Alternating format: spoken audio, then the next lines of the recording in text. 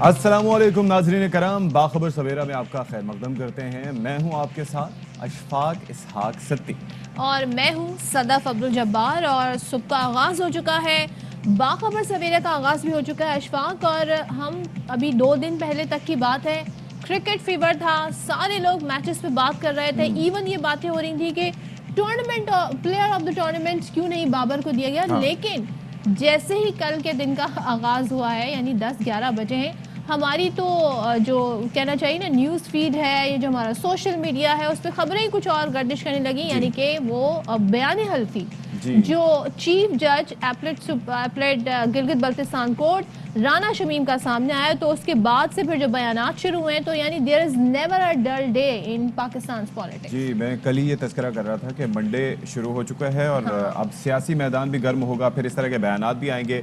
बयानात की टाइमिंग भी बहुत इंपॉर्टेंट होती है क्योंकि केस होना है, सुनवाई होनी है 17 तारीख को, तो उसके ऊपर क्या असरात हो सकते हैं। फिर 2018 को जज साहब रिटायर भी हो गए थे, उसके बाद अब उनकी जानिब से बयान दिया जाना, उसकी क्या इंपॉर्टेंस है। 2018 और का उन्होंने सब अब चीज़ बयान जी दिया। जी और सब चीज़ मद्देनज़र रखते हुए फिर उनका सामने भी आना, ये भी बड़ा इंपॉर्टेंट है। तो इसकी ज़ाहिर इन्वेस्टिगेशन होनी चाहिए। लेकिन एक चीज़ है कि मामला साकिब निसार साहब से मुताल्लिक है और ज़ाहिर है कि वो साबिक चीफ जस्टिस ऑफ पाकिस्तान रहे हैं, बड़ा सेंसिटिव मैटर है। इस्लामाबाद हाई कोर्ट इस मामले को देख भी रहा है, लेकिन हुकूमती वज़रा भी सपोर्ट में बयान दे रहे हैं साकिब निसार साहब की। उसकी क्या वजह है? तो उसकी वजह ये है कि उनको ये लगता है कि वो असरअंदाज होने की कोशिश कर रहे हैं। 17 को जो पेशी है, और वज़ीर आज़म ने भी कहा, उन्होंने कहा कि मिजाज रहा है इनको कि ये इस तरीके से अदालतों पर, इदारों पर हमले भी करते हैं और असरअंदाज भी होते हैं। तो ये वाली सारी खबरें आपके साथ शेयर करेंगे। आज का दिन बड़ा हैपनिंग होगा, ठंड भी शुरू हो गई है। यस, और साथ में वो इजलास जिसका सबको इंतजार था बिलखुसूस हुकूमत को, वो है मुश्तरका पार्लियामेंट का इजलास। अब उस हवाले से भी खबरें आ रही हैं कि वो बुध को मुनक्किद होने जा रहा है। तो क्या हुकूमत इसमें कामयाब होगी कि नहीं, तो कल पता चलेगा। लेकिन ये सारी खबरें आज दिन भर अहम हैं और इसी हवाले से हम आपके साथ शेयर करेंगे। और भी बहुत कुछ अशफाक जो शेयर करेंगे, और पहले टॉप स्टोरी से जाने पड़ते हैं।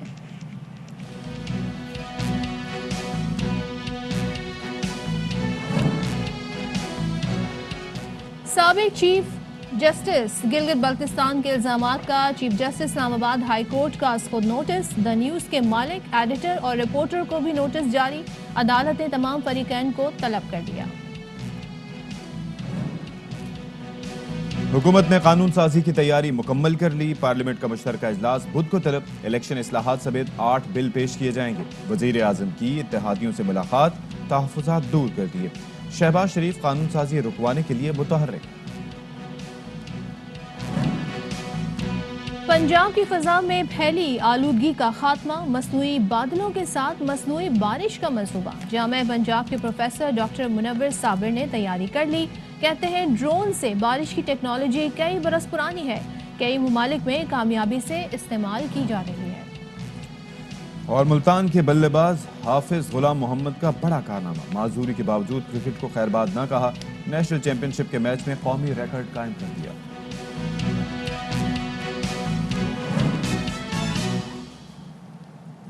तो जनाब, बात करेंगे हमारी जो टॉप स्टोरी है उसकी जानिब के हवाले से। ये साबिक चीफ जज गिलगित बल्तिस्तान एपलेट कोर्ट की जानिब से इंकशाफात किए गए हैं, जिस पर इस्लामाबाद हाई कोर्ट ने नोटिस लेकर जस्टिस रिटायर्ड राना शमीम को तौहीन अदालत का नोटिस जारी कर दिया, जिसकी समाअत अब से कुछ देर बाद होगी। और तमाम फरीकैन को आज 10 बजे ज़ाती हैसियत में तलब किया है।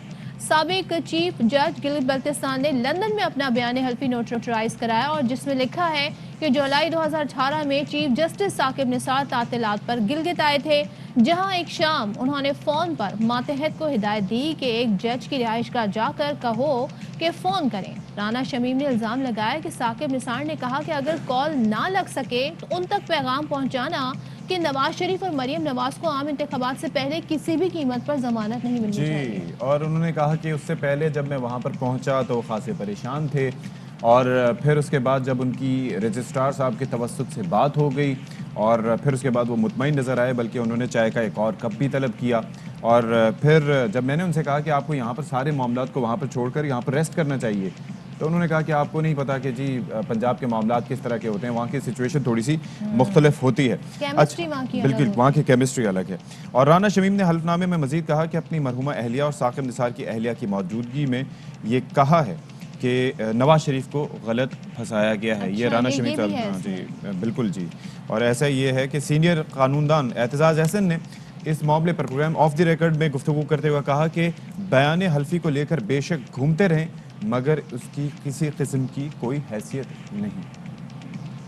ایم پی پی یا نواز ان کی مدعیت میں کیس نہیں ہوتا, اس کی کوئی اہمیت نہیں. پہلے تو ہے کہ ان کی جرا ہوگی. میں یہ نہیں کہتا ہوں کہ ثاقب نثار یا کوئی بھی چیف جسٹس اس طرح کرتے ہی نہیں ہے, پر یہ کہنا کہ وہ یہ ایک بندہ بیٹھا ہوا ہو وہاں اور اس کے سامنے وہ کہہ رہے ہوں اسلام آباد ہائی کورٹ کمپلیٹلی ود عمر فاروق ہو, پھر ان میں شاید یہ جرت آئے کہ وہ ان ایلیگیشن کے بعد کہیں میں بدستور بیٹھوں گا اور سنوں گا اس کیس کو.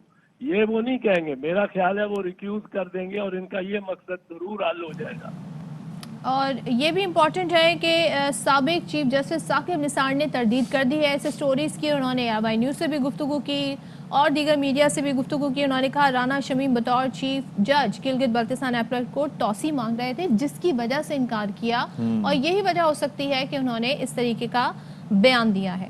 اچھا, سابق چیف جسٹس جو رانا شمیم ہیں, جو اپیلیٹ کورٹ کے چیف جج ہیں, ان کی جانب سے کہا گیا کہ توسیع کا اختیار چونکہ گلگت بلتستان یا آزاد کشمیر کی کورٹس ہیں تو ان کا تعلق چیف جسٹس آف پاکستان سے نہیں ہے کہ وہ توسیع دے سکیں, اور وہ اپنے بیان حلفی کے ایک ایک لفظ پر قائم ہے. اس کے ساتھ ساتھ یہ محض اتفاق ہے یا معاملہ کوئی اور ہے؟ ARY نیوز نے تحقیق کی ہے تھوڑی سی اس سے متعلق, اور دستاویزات کی جانچ میں ایک بڑا انکشاف یہ ہوا ہے کہ نواز شریف کی میڈیکل رپورٹس اور رانا شمیم کا بیان نوٹرائز کرنے والا ایک ہی شخص نکلا ہے.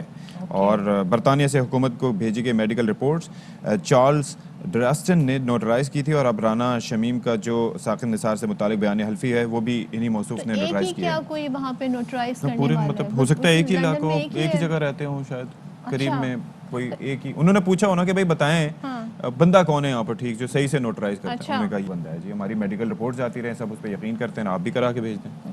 ٹھیک ہے بھائی, یہ تو ہمارے نمائندے ہمارے ساتھ ہیں جہانگیر اسلم, ذرا ان سے صورتحال جان لیتے ہیں کیونکہ اس کیس کا جو نوٹس دیا گیا ہے ساری صورتحال کا اس پر سماعت ہونی ہے کچھ دیر میں. جہانگیر بھائی مسکرا بھی رہے ہیں. ہاں اچھا, ان کی مسکراہٹ کی وجہ بھی پوچھ لیتے ہیں, کیوں مسکرا رہے ہیں پہلے تو یہ بتائیے گا, اور صبح خیر دوسرے کب تک سماعت شروع ہونی ہے اور سب کو نوٹس جاری ہو گئے ہیں فریقین کو, کون کون آنا شروع ہوا ہے عدالت؟ اچھا, آج جو معاملات ہیں جو گلگت بلتستان کے چیف جسٹس جو رانا شمیم ہے انہوں نے جو ایک بیان حلفی دیا تھا, بیان حلفی کے بعد معاملہ اس وقت جو ہے زور و شور سے اٹھا اور ہائی کورٹ نے جو توہین عدالت کے نوٹس اس وجہ سے جاری کیے جو یہاں کے ایک اخبار نے اس جو ہے بیان حلفی کو اپنے اخبار کا زینت بنایا. اس کی وجہ سے اسلام آباد ہائی کورٹ نے انصار عباسی جو کہ وہ اس سٹوری کے اطر ہیں اور اس کے علاوہ ایڈیٹر عامر گوری اس کو بھی توہین عدالت کا نوٹس کیا, اور اس کے علاوہ چیف ایڈیٹر جو میر شکیل الرحمان ہیں ان کو بھی توہین عدالت کا نوٹس جاری کیا. اور آج جو ہے سماعت میں پیش ہونے کے لیے ذاتی طور پر طلب کر لیے کہ میر شکیل الرحمان, عامر گوری, انصار عباسی اور اس کے علاوہ جو بیان حلفی جن کی جانب سے جاری کیا گیا تھا رانا شمیم جو کہ گلگت بلتستان کے سابق چیف جسٹس ہیں, ان کو ذاتی حیثیت میں آج طلب کر رکھا ہے جو 10:30 بجے آج کیس کی باقاعدہ پروسیڈنگ ہوگی. اور چیف جسٹس نے یہ بھی کہا ہے کہ جو زیر سماعت کیسز ہیں ان پہ جو ہے انگلی اٹھانا یا ہائی کورٹ کے کمپیٹنٹ جج پہ انگلی اٹھانا وہ قابل برداشت نہیں ہے. خاص طور پر چیف جسٹس کا یہ بھی کہنا ہے کہ میں نے اظہار آزادی کی جو ہے سب کو چھوٹ دے رکھی ہے, اور میل خراب بھی جو سوشل میڈیا پہ جو بولتے رہتے ہیں میں ان پہ کوئی جو ہے ان کو بند کرنے کی کوشش نہیں کرتا, ان کو جواب دینے کی ضرورت نہیں سمجھتا. لیکن جو زیر سماعت کیسز ہیں یا کسی جج پہ انگلی اٹھانا وہ انہوں نے کہا کہ یہ قابل برداشت نہیں ہے. خاص طور پر جو کیس سب جوڈس ہے اور اس جج کے حوالے سے ان کو جو ہے نام شامل کرنے کے حوالے سے چیف جسٹس نے کہا کہ ان جو فریقین ہیں ان سے ہم پوچھیں گے, طلب کریں گے, عدالت کو بھی سیٹسفائی کریں کہ واقعی کیا معاملہ ہے اور کیا ماجرا ہے. اور آج باقاعدہ سماعت 10:30 بجے ہوگی. اور اس کے علاوہ اسلام آباد ہائی کورٹ کے چیف جسٹس نے ایڈوکیٹ جنرل جو کہ خالد جاوید خان ہے, ایڈوکیٹ جنرل اسلام آباد ہائی کورٹ جو کہ اسلام آباد کے ہیں, نیاز اللہ نیازی, اور attorney general of Pakistan Khalid Javed Khan को ذاتی حیثیت میں عدالتی معاونت کے لیے بھی طلب اچھا کر اب یہ رکھا ہے بتائیے گا اور ذرا کیس کی کہ باقاعدہ سماعت 10:30 رانا بجے شمیم صاحب کیا آج عدالت پہنچ پائیں گے؟ وہ موجود ہیں پاکستان میں؟ جی بالکل. آج اسلام آباد ہائی کورٹ کے چیف جسٹس نے جب احکامات جاری کیے تھے کہ ان کو میسج کنوے کیے جائیں تو اسلام آباد ہائی کورٹ کے رجسٹرار برانچ نے فون کال کے ذریعے جو بھی طریقہ کار ہے کہ عدالتی احکامات ہوں کہ بھی ان کو میسج بھی بھیجا جائے اور فون کال کے ذریعے بھی فون کنوے کی جائے، تو ہائی کورٹ کے جو رجسٹرار برانچ ہے انہوں نے متعلقہ جو ہے فریقین ہیں رانا شمیم اور دیگر جو ہیں انصار عباسی، میر شکیل الرحمان، ان تمام کو فون کال کے ذریعے آج کارروائی کے حوالے سے اور پیش ہونے کے لیے جو ہے وہ ہدایت جاری کر دیے گئے کہ وہ ان کو یا ذاتی حیثیت میں پیش ہونا ہے، اور آج دیکھا یہ جائے گا کہ وہ عدالتی احکامات اور عدالتی پروسیڈنگ کا کون کون حصہ بنیں گے یا نہیں بنیں گے. سماعت آج کچھ ہی دیر میں ابھی چیف جسٹس کریں گے، 10:30 بجے ایگزیکٹ اس کیس کی سماعت ہوگی. ٹھیک ہے، 10:30 بجے کا ٹائم ہے، اور کیونکہ رانا شمیم نے لندن سے یہ حلف نامہ بھجوایا ہے تو جناب وہ خود تو یہاں پر ہے نہیں، جن کی وجہ سے یہ ساری خبر اب مدعا بنا اور آج عدالت میں سماعت بھی ہے. 10:30 بجے کا جہانگیر ہمیں ٹائم دے رہے تھے. آپ سے اس حوالے سے ہم مزید بھی جانتے رہیں گے. جہانگیر بہت شکریہ. اور ایک بات، کل AR بائی نیوز کا ہی پروگرام 11 آور میں سابق اٹارنی جنرل انور منصور صاحب گفتگو کر رہے تھے اور بار بار کہہ رہے تھے کہ آپ انہیں چیف جسٹس گلگت بلتستان نہ کہیں، یہ چیف جج تھے گلگت بلتستان کے. انہوں نے کافی سارے ریفرنس اور حوالے دیے کہ ان کا کیا کیا پاس رہا ہے، کیا ان کی بیک سٹوری ساری رہی ہے. تو ذرا سا ہم لیکن بہرحال اہم بات یہ ہے کہ وہ اپنی مدت پوری کرنے کے بعد ہی ریٹائر ہوئے تھے، تو ظاہر ہے کہ وہ کسی حد تک کمپیٹنٹ تھے تبھی وہ اس عہدے پر فائز رہے تھے. تو ظاہر ہے انور منصور صاحب سابق اٹارنی جنرل رہے تو وہ اپنا موقف نواز شریف اس وقت پرائم منسٹر تھے تو انہوں نے ان کو وہاں کا جج بنایا تھا. یہ ساری اس حوالے سے جو ہیں وہ انکشافات ہیں، سٹوریز ہیں. اب ظاہر عدالت میں یہ سب ڈسکس ہوگا، اس کے بعد کیا ہوگا. تو جناب اب یہ ہے کہ گلگت بلتستان کے جو سابق چیف جسٹس یا چیف جج، ان کے انکشافات کے بعد قومی اسمبلی کا جو اجلاس ہوا تھا وہ بھی ہم نے دیکھا کہ ہنگامہ خیزی کا شکار رہا اور حکومتی اور نون لیگی رہنما آمنے سامنے رہے. اچھا یہاں پر معاملہ آ جاتا ہے کہ کس کا انٹرسٹ کس میں ہے، تو پھر وفاقی وزراء فواد چودھری اور مراد سعید نے نون لیگ کو آڑے ہاتھوں لیا، کیونکہ ان کو لگتا ہے کہ یہ جو بیان سامنے آیا تھا اس کی وجہ سے یہ کہیں کسی نہ کسی طور پر فائدہ پہنچ سکتا ہے مریم نواز کو. یہ فائدہ لینے کی انہوں نے کوشش کی ہے کیسز میں ریلیف کے حوالے سے، لیکن ایک تاثر یہ پایا جاتا ہے کہ اس کا قانونی فائدہ تو نہیں ہو سکتا لیکن سیاسی فائدہ شاید ہو سکتا ہے. ہاں، اور کیونکہ 2 دن بعد کیس بھی ہے، بلکہ 17 کو کیس ہے، کل کی بات ہم کر رہے ہیں. کل بڑا اہم دن ہے، کل کا دن بھی بڑا اہم ہے. اور یہ بات کہی گئی کہ ساتھ میں جن جج کا نام لیا گیا ہے، جو کہ ظاہر ہے انہوں نے مینشن کیا ہے، جن کو وہ کال کر کے کہنا چاہ رہے تھے، رانا شمیم جو بتا رہے ہیں کہ سابق ثاقب نثار صاحب وہ اس بینچ میں ہی نہیں تھے. یہ بحث ساری کل اسمبلی فلور پر ہوئی ہے. اس کے بعد پریس کانفرنس کرنے پر انہوں نے کہا کہ امید ہے عدالت نون لیگی رہنماؤں کو بھی طلب کرے گی. یہ کہنا ہے PTI کے وزراء کا.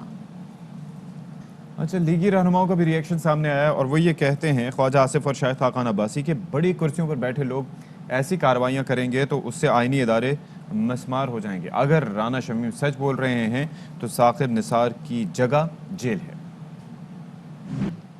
تو جناب کل کی سٹوری پہ یہ تمام تر صورتحال بنی، یہ ڈیمانڈز اور یہ مطالبے کیے گئے. اب دیکھنا یہ ہے کہ اب کیا ہوتا ہے، آج کے دن کیا ہوتا ہے، صورتحال کیا رخ اختیار کرتی ہے. اس حوالے سے ہم آپ کو لمحہ بلمحہ باخبر رکھیں گے. لیکن اس وقت خبر شامل کریں گے شیخو پورہ سے. شیخو پورہ کے علاقے سریاوالا کے قریب اسکول وین ٹرین کی زد میں آ گئی اور اس افسوسناک حادثے میں 2 طالبات جاں بحق اور 10 زخمی ہو گئی ہیں. حادثے کا شکار وین چارچک رسالہ سے شیخو پورہ جا رہی تھی، جہاں پر یہ واقعہ حادثہ پیش آیا ہے، جس میں 2 طالبات جاں بحق ہوئی ہیں، 10 زخمی ہیں اور ان کو طبی امداد پہنچائی جا رہی ہے. بہرحال ریسکیو 1122 وہاں پر پہنچ گئی ہے اور ان کی جانب سے جو ریسکیو کا کام ہے وہ کیا جا رہا ہے. زخمی جو طالبات ہیں ان کو اسپتال منتقل کیا جا رہا ہے. اور طاہر مسعود ہمارے نمائندے ہمارے ساتھ موجود ہیں، ان سے مزید جانتے ہیں.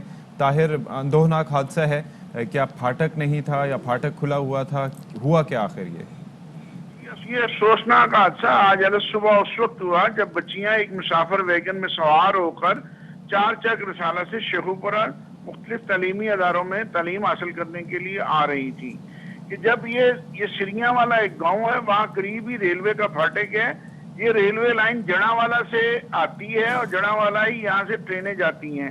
اس پہ راوی ایکسپریس جو جڑاوالا سے آ رہی تھی وہ اچانک آ گئی، تو مسافر وین جس میں بچیاں سوار تھیں وہ اس سے ٹکرا گئی، جس کے نتیجہ میں ایک بچی موقع پر جاں بحق ہو گئی، جبکہ دوسری بچی اسپتال پہنچ کے جاں بحق ہو گئی، جبکہ ایک بچی کو مخدوش حالت میں لاہور منتقل کیا گیا ہے، اور 4 بچیاں جن کی ٹانگیں بازو ٹوٹی ہوئی ہیں ان کو ڈسٹرکٹ ہیڈ کوارٹر اسپتال میں طبی امداد دی جا رہی ہے۔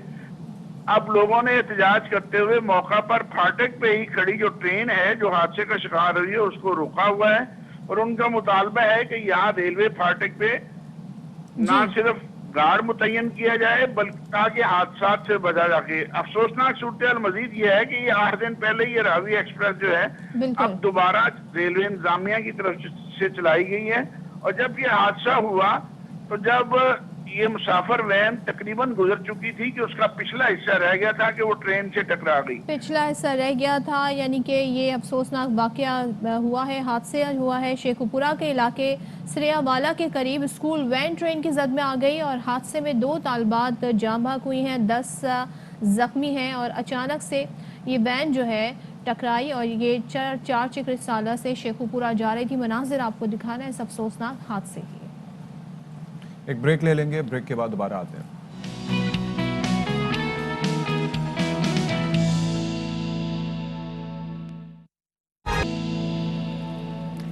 تو ویلکم بیک ونس اگین، اور اب بات کرتے ہیں اسلام آباد کے اقتدار کے ایوانوں میں جاری ہلچل کی۔ حکومت کے لیے خبر اچھی ہے کہ انہوں نے کل بدھ کو مشترکہ پارلیمنٹ کا اجلاس طلب کر لیا ہے، جس میں اہم قانون سازی ہونے کی امید ہے۔ 8 اہم بلز منظوری کے لیے پیش کیے جائیں گے، جس میں ای وی ایم کا معاملہ ہے، نیب ترمیمی بل کا معاملہ ہے، الیکشن اصلاحات کا معاملہ ہے، اور یہ وہ معاملات ہیں جن پر اپوزیشن تو تنقید کری رہی ہے، اتحادی بھی نالا تھے، اور وزیر اعظم کی اتحادیوں سے ملاقات کے بعد یہ معاملات طے پا گئے ہیں۔ تو ہو سکتا ہے کہ اب جو سہولت حکومت چاہ رہی تھی وہ اسے مل جائے۔ وزیر اطلاعات فواد چودھری، وزیر داخلہ شیخ رشید کے مطابق مشترکہ اجلاس میں تمام اتحادی قانون سازی میں حکومت کا ساتھ دیں گے۔ اچھا جی، تو اس کے علاوہ قاف لیگ کی جانب سے بھی جو کنسرنز اس سے پہلے شو کیے جا رہے تھے، اب انہوں نے ساتھ دینے کا فیصلہ کیا اس قانون سازی میں، اور بونس صلاحی کا اس موقع پر کہنا تھا کہ قاف لیگ پارلیمان کے مشترکہ اجلاس میں قانون سازی کو سپورٹ کرے گی، اور یہ وہ موقع ہوتا ہے جب کچھ لو اور کچھ دو کی بنیاد پر معاملات طے کیے جاتے ہیں۔ عموماً اس طرح کی روایت رہی ہے، اس دفعہ ہو سکتا ہے کچھ مختلف ہو۔ بعض اوقات یہ ہوتا ہے کہ جو اپوزیشن ہے اس کو وزیر اعظم کی ایک نگاہ کرم کی ضرورت ہوتی ہے کہ وزیر اعظم صاحب ویسے خاصے مصروف آدمی ہیں، اتنا وقت نہیں دے پاتے، لیکن ایسے میں جب کنسرنز پیش کیے جاتے ہیں اور ایسے کروشل سٹیج پہ جب ایک طرح سے اگر پارلیمنٹ کا مشترکہ اجلاس میں ان کو ڈس اپروول ملتا تو پھر بات یہ تھی کہ بڑی سبکی کا سامنا کرنا پڑتا۔ تو یہ چلیں اچھی بات ہے کہ پارلیمان کا مشترکہ اجلاس ہوتا ہے، اور اب دیکھنا یہ ہے کہ اس پر کیا ہوتا ہے۔ بالکل، پارلیمنٹ کا جو مشترکہ اجلاس ہے وہ بدھ کے دن طلب کیا جائے گا، اور انشاءاللہ تعالیٰ یہ جو سارا الیکٹورل ریفارمز کے بل ہیں یہ وہاں پہ جائیں گے، اور تمام اتحادی ان کے پیچھے کھڑے ہیں۔ یہ سارے لوگ اس بات پہ اتفاق کر رہے ہیں کہ بدھ کے دن پارلیمانی جوائنٹ سیشن ہوگا، اور جس میں کہ یہ سارے اے وی ایم کی مشین بھی اور وہ ووٹ جو انٹرنیشنل 90 لاکھ ہمارا اوورسیز پاکستانیز کا ووٹ ہے، آن لائن ووٹنگ، دونوں پہ اتفاق رائے۔ تو جناب یہ صورتحال ہے، اور اس پر قاف لیگ کی طرف سے تو یہ بات سامنے آئی ہے، لیکن دیکھنا یہ ہے کہ جی ڈی اے بھی مان گئی ہے، ایم کیو ایم کی جانب سے ابھی تک اس طریقے سے کلیئرنس نہیں ہے، لیکن ہو سکتا ہے وہ ٹائم بائی کر رہے ہیں اور کل کے دن وہ اپنے پتے شو کریں۔ تو اسی پر بات کرنے کے لیے ہمارے ساتھ موجود ہیں نون لیگی رہنما طلال چودھری، ان سے بات کرتے ہیں، پوچھتے ہیں کہ وہ کیسے ساری صورتحال کو دیکھ رہے ہیں۔ بہت شکریہ طلال چودھری صاحب وقت دینے کے لیے۔ بتائیے گا قانون سازی اور نئے بلز کی منظوری کے حوالے سے اب یہ طے ہو گیا ہے کہ کل اجلاس ہو رہا ہے، پی ڈی ایم اور نون لیگ کی حکمت عملی کیا ہوگی پھر کل؟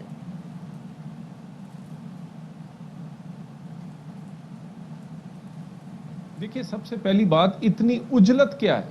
اچھا، آپ نے یہ اجلاس اس لیے ملتوی کیا حکومت نے کہ کہا کہ اب اپوزیشن سے مشاورت کرنا چاہتے ہیں، کیا مشاورت ہوگی؟ اور اس کے بعد اجلاس آپ کو 20 نومبر سے پہلے کرنے کی، 19 نومبر سے پہلے کرنے کی ضرورت کیا ہے؟ یہ سارے اسلام آباد کو پتہ ہے کہ کیا کیا جا رہا ہے، اور بڑے صحافیوں نے ٹویٹس کیے ہیں کہ فون آ رہے ہیں، اور فون اتحادی جماعتوں کو آ رہے ہیں، ان کے اراکین اسمبلی کو آ رہے ہیں تاکہ تعداد پوری کی جائے۔ کیا اس طرح گن پوائنٹ پر قانون سازی کی جائے گی؟ اور ایسی کوئی قانون سازی جو متنازع ہوگی خصوصاً الیکشن کے بارے میں، وہ اس پر عمل نہیں ہو سکے گا. اور یہ اتنا کمزور ہمیں سمجھے بھی نہ، یہ تو ٹی ایل پی کا ایک چھوٹا سا دھرنا احتجاج برداشت نہیں کر سکے. ان کی کیا مجال کہ ایک ایسا قانون پاس کروانے کے بعد اس کے بعد اس پر الیکشن کروا لیں؟ سوال ہی پیدا نہیں. الیکشن ایسے قوانین پر نہیں ہوگا جو متنازع ہوں گے.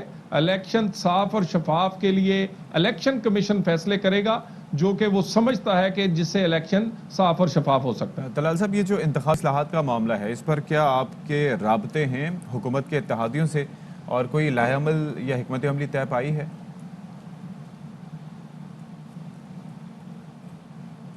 دیکھیے، آپ کا موقف تمام جماعتوں کا آپ نے کچھ دن پہلے سن لیا تھا، اور اب راتوں رات تو موقف نہیں بدل سکتے.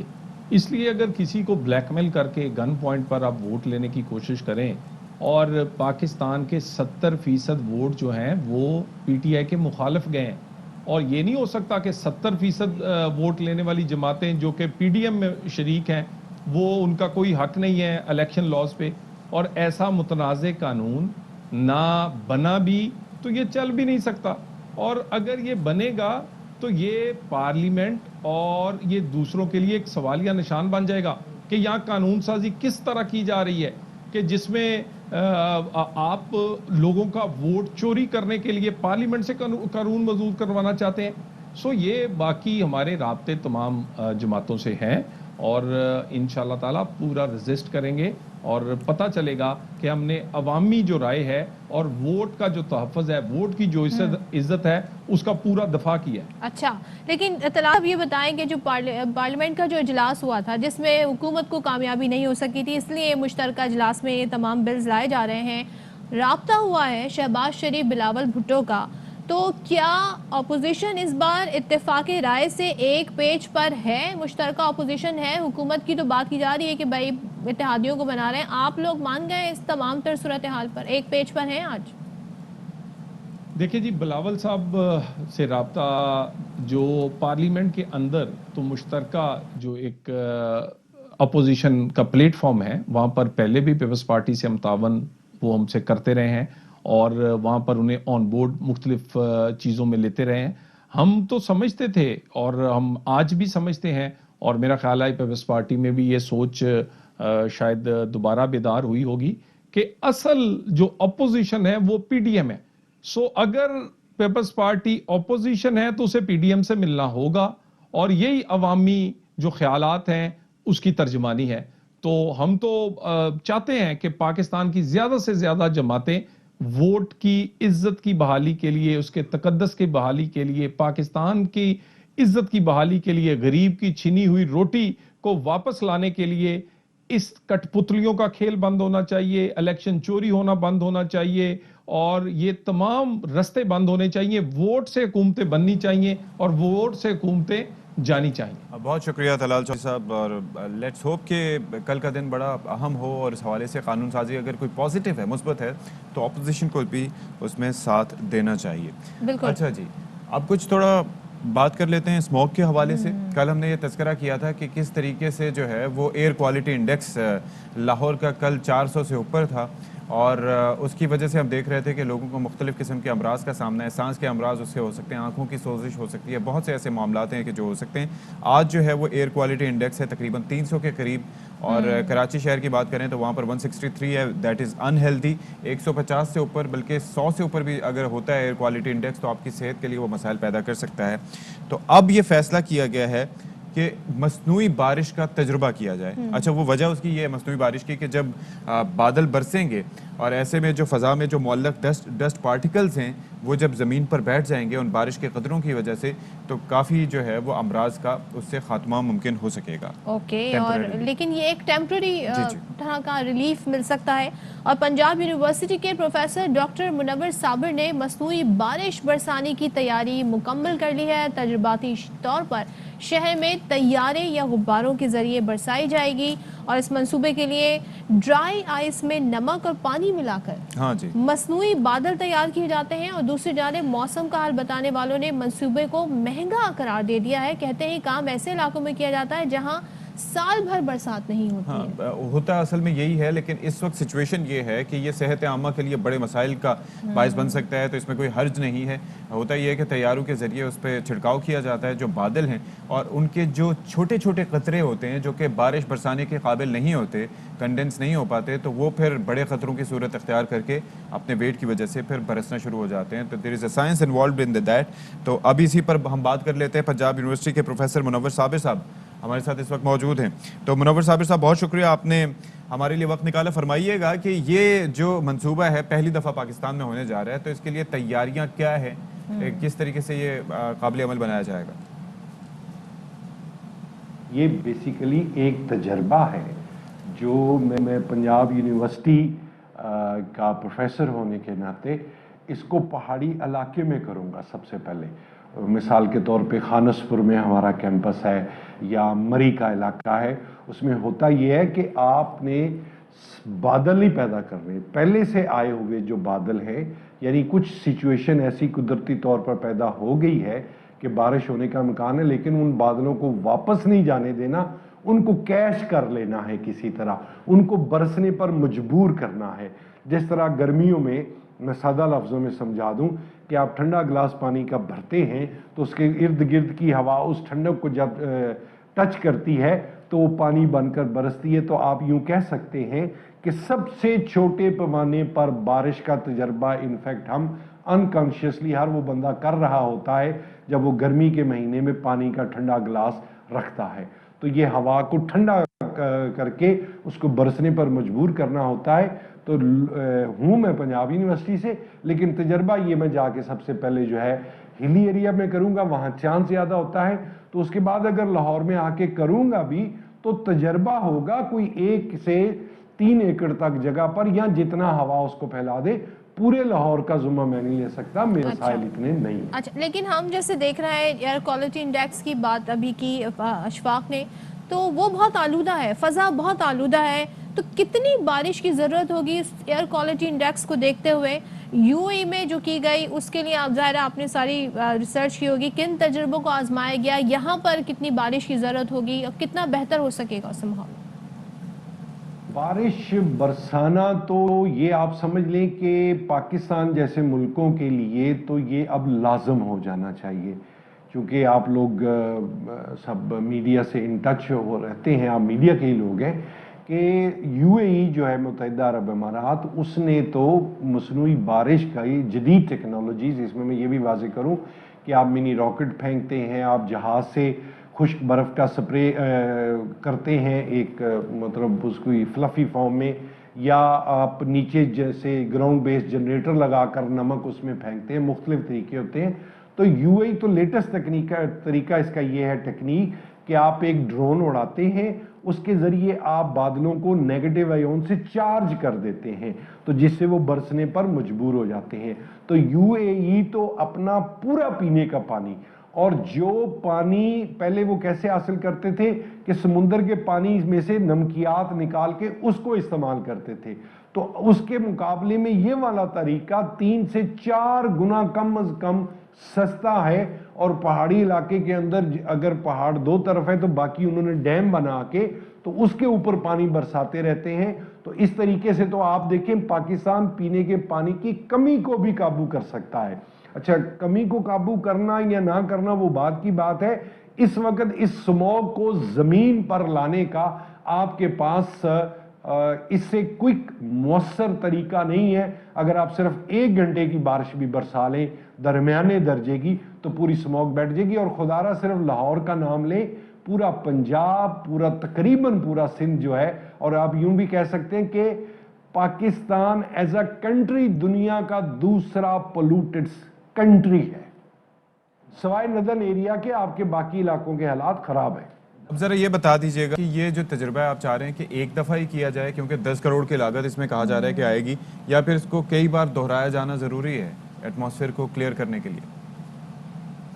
1 घंटे में दरमियाने दर्जे की आप बारिश बरसाएं, जिसे आप रिमझिम वाली बारिश कहते हैं, शदीद बारिश नहीं। तो ये क्या है, हवा के अंदर पार्टिकल्स हैं, स्मोक के, धुएं के, ये इसके मट्टी के, तो उनको नीचे बैठाना है, मतला साफ हो जाएगा। اور نومبر میں بارش کا کوئی چانس نہیں ہے، اور اس کے علاوہ یا پھر آپ دسمبر کا چونکہ ویٹ کریں گے. اور پھر یہ ہے کہ کتنی بار جس دن بھی ہر وہ دن جب بارش کے 30% چانس آپ کو بتایا جا رہا ہو، یا میں مزید سادہ لفظوں میں کہہ دیتا ہوں کہ ہر وہ دن جس دن بادل بنے ہوں تو آپ بآسانی آدھی کاسٹ کے اوپر بارش چاہے تو سارا سال برسائیں. جب آپ کا پروفیسر منور صابر صاحب بہت شکریہ آپ کا. اور وہ یہ کہتے ہیں کہ ظاہر ہے یہ لاگت تو ہے، کاسٹلی تو ہے، لیکن یہ ایسا حل ہے جو ایک تو امیجیٹ اس سے فوری فرق پڑے گا، اور دوسرے یہ کہ جہاں پہ یہ تجربے دنیا بھر میں کیے جا رہے ہیں تو پاکستان میں بھی اب ظاہر ہے اس کو کرنا چاہیے، کیونکہ جس طریقے کی آپ کی فضائی آلودگی ہے وہ بڑے نقصان کا باعث ہے. لیکن ایک چیز یہ ہے کہ جو اس کے لیے کلاؤڈز ہونے چاہیے وہ ویسے ہونے چاہیے جو کہ ورٹیکلی گرو کریں. کنویکٹیو کلاؤڈز انہیں کہا جاتا ہے. ایک دوسرے کلاؤڈز ہوتے ہیں جو کہ اسٹریٹیفائڈ ہوتے ہیں، ان پر اس کا کوئی فائدہ نہیں ہوگا. اور پہلا تجربہ جو دنیا بھر میں ہوا تھا وہ دوسری جنگ عظیم کے بعد ہوا تھا 1946 میں، اور تب سے لے کے یہ سلسلہ چلا آ رہا ہے. بھارت میں اس چیز کی ہم دیکھ رہے ہیں کہ تسلسل رہا ہے، روایت رہی ہے، لیکن اس کی کامیابی جو ہے اس کے لیے بادلوں کا ہونا ضروری ہے. اور دوسرا یہ ہے کہ امپیکٹ جو ہے اس کا پھر ٹیمپرری ہوتا ہے، نہیں تو آپ کو لانگ ٹرم سولوشنز دیکھنے چاہیے. انڈسٹریل ایمیشنز اور گاڑیوں کا دھواں اور یہ ساری چیزیں ان پر بھی کنٹرول کرنے کی ضرورت ہے. ہمیں انویسٹ کرنا چاہیے اس کے لیے باقاعدہ طور پہ بجٹ ایلوکیشن اس طرح کی ہونی چاہیے کہ ہم یہ سب افورڈ کر سکیں. تو یہاں پر ہم بریک لیتے ہیں، بریک کے بعد واپس آئیں گے اور دیگر سٹوریز آپ کے ساتھ شیئر کریں گے.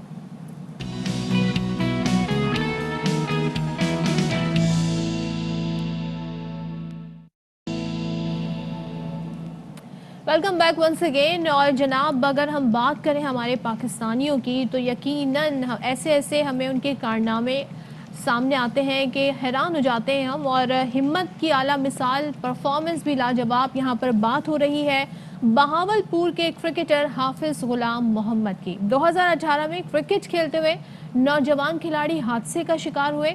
کرنٹ لگنے سے غلام محمد کی دونوں ٹانگیں ضائع ہو گئیں. معذوری کے باوجود اس نوجوان نے ہمت نہ ہاری اور کرکٹ کا شوق دل سے جانے نہ دیا.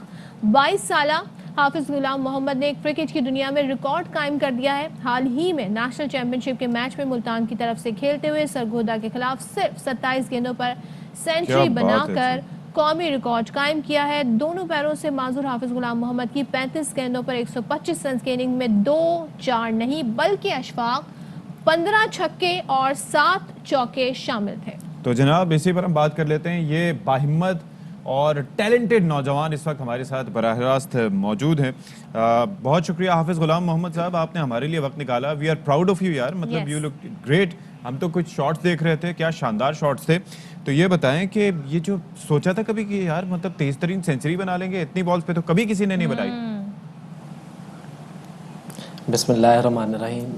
سب سے پہلے تو میں ایئر وائی کا شکریہ ادا کروں گا کہ انہوں نے اس پلیٹ فارم پہ آنے کا موقع دیا مجھے. باقی سب سے پہلے تو میں اللہ تعالیٰ کا شکریہ ادا کروں گا کہ اس نے ایسی پرفارمنس مجھ سے دلوائی، ٹیم مینجمنٹ کا جنہوں نے مجھے حوصلہ دیا اور مجھے کانفیڈنس دیا کہ آپ نے جانا وہاں پہ پرفارم کرنا ہے. میچ تھوڑا سا تھا کہ ہم نے نا تیز کھیلنا ہے تاکہ آگے کوئی رن ریٹ کا کوئی ایشو نہ آ جائے یا کوئی اس طرح کا نہ ہو، کہ تھوڑا پلان دیا تھا کہ جا کے نا آپ نے تھوڑا سا تیز کھیلنا ہے تو کچھ زیادہ ہی تیز ہو گئے. تو باقی اللہ تعالیٰ کا شکر ہے. مطلب وہاں سے اے بی ڈیویلیئرز جو ہے وہ آپ کو کن نظروں سے دیکھ رہے ہوں گے کہ بھائی میں نے تو 31 بال پہ بنائی تھی، اس بندے نے 27 پہ بنا لی، سب کو حیران کر دیا آپ نے. نہیں، ہی از مائی فیوریٹ اے بی ڈیویلیئر. اچھا، وہ بہت بڑا کھلاڑی ہے. تو باقی ادھر ٹیم مینجمنٹ کا یہ پورا کریڈٹ ہے کہ وہ کانفیڈنس جس طرح سے انہوں نے مجھے دیا یا انہوں نے لا کے مجھے کھلائی، یہ اچھا پلیٹ فارم دیا ایک پی ڈی سی اے نے مجھے، جس کو یہ رن کر رہے ہیں امیر الدین انصاری صاحب، سیکٹری ہیں ملتان سے، جمیل کامران صاحب ہیں.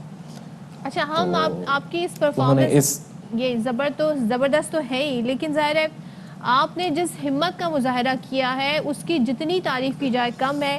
آپ کے ساتھ ظاہر ہے آپ پہلے بھی کرکٹ کھیلتے رہے، اچھا کھیل رہے تھے، لیکن اس کے بعد آپ کے ساتھ جو حادثہ پیش آیا تو وہ کیا موٹیویشن تھا جس نے آپ کو مزید اس بارے میں یہ موٹیویٹ کیا کہ میں اپنا یہ شوق، اپنی یہ لگن نہیں چھوڑوں گا، اور آپ نے بہت اور اچھا پرفارم کیا. تو ذرا ہمیں اس متعلق بتائیے گا. میں نا 2016 میں بھاولپور ریجن سے انڈر 16 کھیلا تھا, پھر اس کے بعد انڈر 19 کے لیے آیا تھا, تو وہ کھیلا ریجن کے لیے. تو 2018 میں ہم ایک پریکٹس میچ کے لیے گئے تھے لودھرا, تو وہاں میرے ساتھ یہ انسیڈنٹ ہوا تھا. تو تقریباً میرا 2 سال کا گیپ تھا. پیشن تھا کہ میں نے وہاں سے پاکستان کھیلنا ہے نارمل کے لیے, لیکن اللہ تعالیٰ نے بس جو ہونا تھا وہ اللہ کی طرف سے, وہ اللہ کا ایک نظام ہے. تو بالکل مایوسی تو نہیں ہوئی, لیکن کچھ عرصہ ہی گزرا تھا تو مجھے انہوں نے یہ پلیٹ فارم دکھایا جمیل کامران صاحب نے کہ بیٹا کوئی بات نہیں, جو یہ تو ایک نظام ہے اللہ کا چل رہا ہے, آپ وہاں سے نہیں یہاں سے پاکستان انشاءاللہ کھیلو, پرفارم کرو. باقی مجھے میری کلب کی مینجمنٹ نے اور سپورٹس IUB اسلامی یونیورسٹی بھاولپور نے بہت سپورٹ کیا. مطلب ان کی جتنی بھی سپورٹس مینجمنٹ ہے, ڈائریکٹر, اسسٹنٹ ڈائریکٹر یا VC صاحب ہیں, تو پچھلے سال وہاں سے میں پرفارم بھی میں نے کیا تھا IUB سے, مطلب ٹاپ سکورر رہا تھا میں پاکستان میں. تو اس سال یہ پرفارم اللہ تعالیٰ نے مجھ سے کروایا. باقی یہ اللہ کا نظام ہے جو چل رہا ہے. اچھا جی, تو یہ بتائیں اللہ کا نظام چل رہا ہے اور ظاہر ہے کہ آپ کو سپورٹ بھی خاصی ملی. گھر والوں کا رسپانس کیسا رہا تھا اس حادثے کے بعد کہ اب کرکٹ کھیلنی چاہیے نہیں کھیلنی چاہیے؟ کیونکہ ظاہر ہے کہ جب کوئی ایسا حادثہ ہوتا ہے تو ہماری فیملی ممبرز جو ہوتے ہیں وہ بہت زیادہ ڈر جاتے ہیں کہ چلو ابھی زندگی بچ گئی, خدا نخواستہ آئندہ ایسا کچھ نہ ہو. تو انہوں نے بھی بھرپور طریقے سے سپورٹ کیا آپ کو اس میں؟ بس تھوڑا سا سخت تھا, پہلے بھی سپورٹ کرتے تھے لیکن تھوڑا مشکل ڈیسیجن تھا کہ اس انسیڈنٹ کے بعد, لیکن میری والدہ نے, بہن بھائیوں نے مجھے بہت سپورٹ کیا ہے. تو ابھی بھی میری والدہ بڑی دعائیں کرتی ہیں, تو آگے انشاءاللہ اللہ خیر کرے گا. اچھا, تھوڑا مشکل ہوتی ہے لیکن آپ نے اس مشکل کو اوور کم کر لیا ہے. ذرا جلدی سے بتا دیں اب آپ کے فیوچر پلان کیا ہے, کیا آپ نے اپنا گول سیٹ کیا ہوا ہے؟ گول میرا انشاءاللہ یہی ہے, میں پاکستان کے لیے سرو کرنا ہے. میرا خواب تھا پاکستان میں نے کھیلنا ہے انشاءاللہ. تو وہاں سے نہیں تو یہاں سے انشاءاللہ میں نے پاکستان کھیلنا ہے. میرا خواب ہے کہ پاکستان کے لیے چلے میں کچھ کر جاؤں. میرے لیے یہ ایک, باقی جو کرکٹرز ہیں وہ بالکل مایوس نہ ہوا کریں کہ نہیں ملتی کرکٹ یا کچھ بھی ہے. ایک سٹینڈرڈ سیٹ کر لیں, پیشن ہونا چاہیے آپ کا. پیشن میں آپ کو کوئی کمپرومائز نہیں ہونا چاہیے. آپ اگر پیشن پہ کمپرومائز کریں گے تو پھر انسان پیچھے ہی رہ جاتا ہے. ہاں جی, تو پیشن ہو انشاءاللہ کوئی چیز اچیو کرنا کوئی مشکل نہیں ہے. چلیں جی, بہت موٹیویشنل آپ کی گفتگو ہے اور آپ کی پرفارمنس بھی زبردست رہی. اللہ آپ کو زندگی میں مزید کامیاب رہے, ہماری دعائیں آپ کے ساتھ ہیں. حافظ غلام محمد, بہت شکریہ IRY نیوز کے لیے وقت نکالنے کے لیے. آپ دیکھیں, پیشن از ایوری تھنگ. جنون نہ ہو جب تک آپ کسی بھی چیز کو حاصل نہیں کر سکتے, اور کامیابی کے لیے یہ بہت لگن اور جنون ضروری ہے. کے ساتھ ایسے واقعات ہو جاتے ہیں, آپ تھک جاتے ہیں, ٹوٹ جاتے ہیں, لیکن یہ جو آپ کا پیشن اور جنون ہوتا ہے, اور یہ آپ کی جو ول ہوتی ہے, ول پاور, کہ مجھے یہ کرنا ہے, کر کے دکھانا ہے, ہر ہرڈل آبسٹیکل کو پار کرنا ہے, تو پھر آپ غلام محمد جیسے کام کرتے ہیں. جہازوں کی بات ہو رہی ہے, بریک کے بعد واپس آتے ہیں.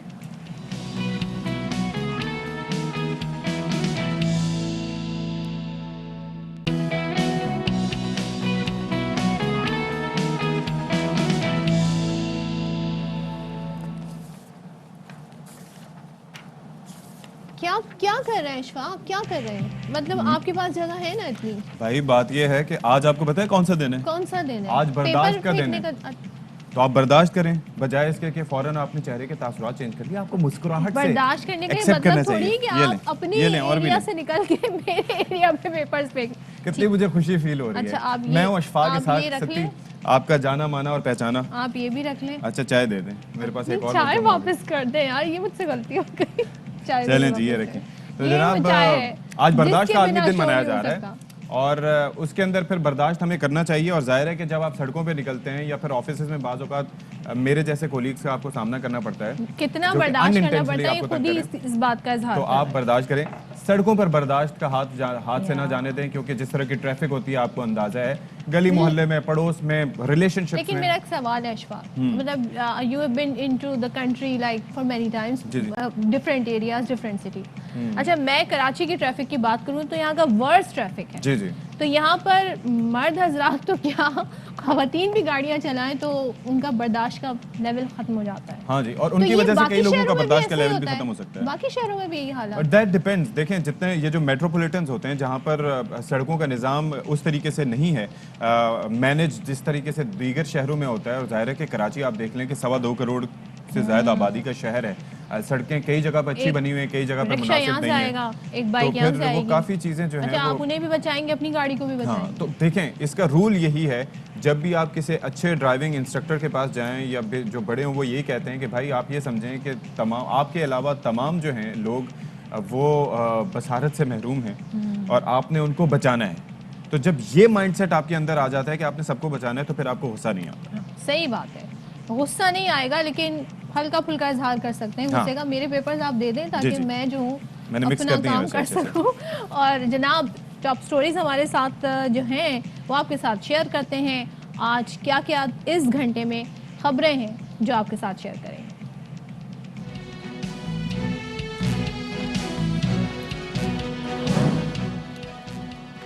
सिंध में पीपल्स पार्टी के इक़्तिदार की हैट्रिक के बावजूद निज़ाम तालीम ठीक न हो सका। लाड़काना के स्कूल में उस्ताद के लिए कुर्सी, बच्चों के लिए डेस्क तक नहीं।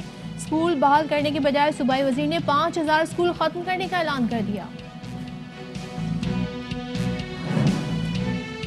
दुबई में दो साथी डॉक्टर्स की मुलाकात, क्या मुत्तहिदा में होगा दोबारा इत्तेहाद? डॉक्टर फारूक सत्तार और डॉक्टर इशरत अलीबाग की दुबई में मुलाकात के बाद कराची की सियासत में हलचल।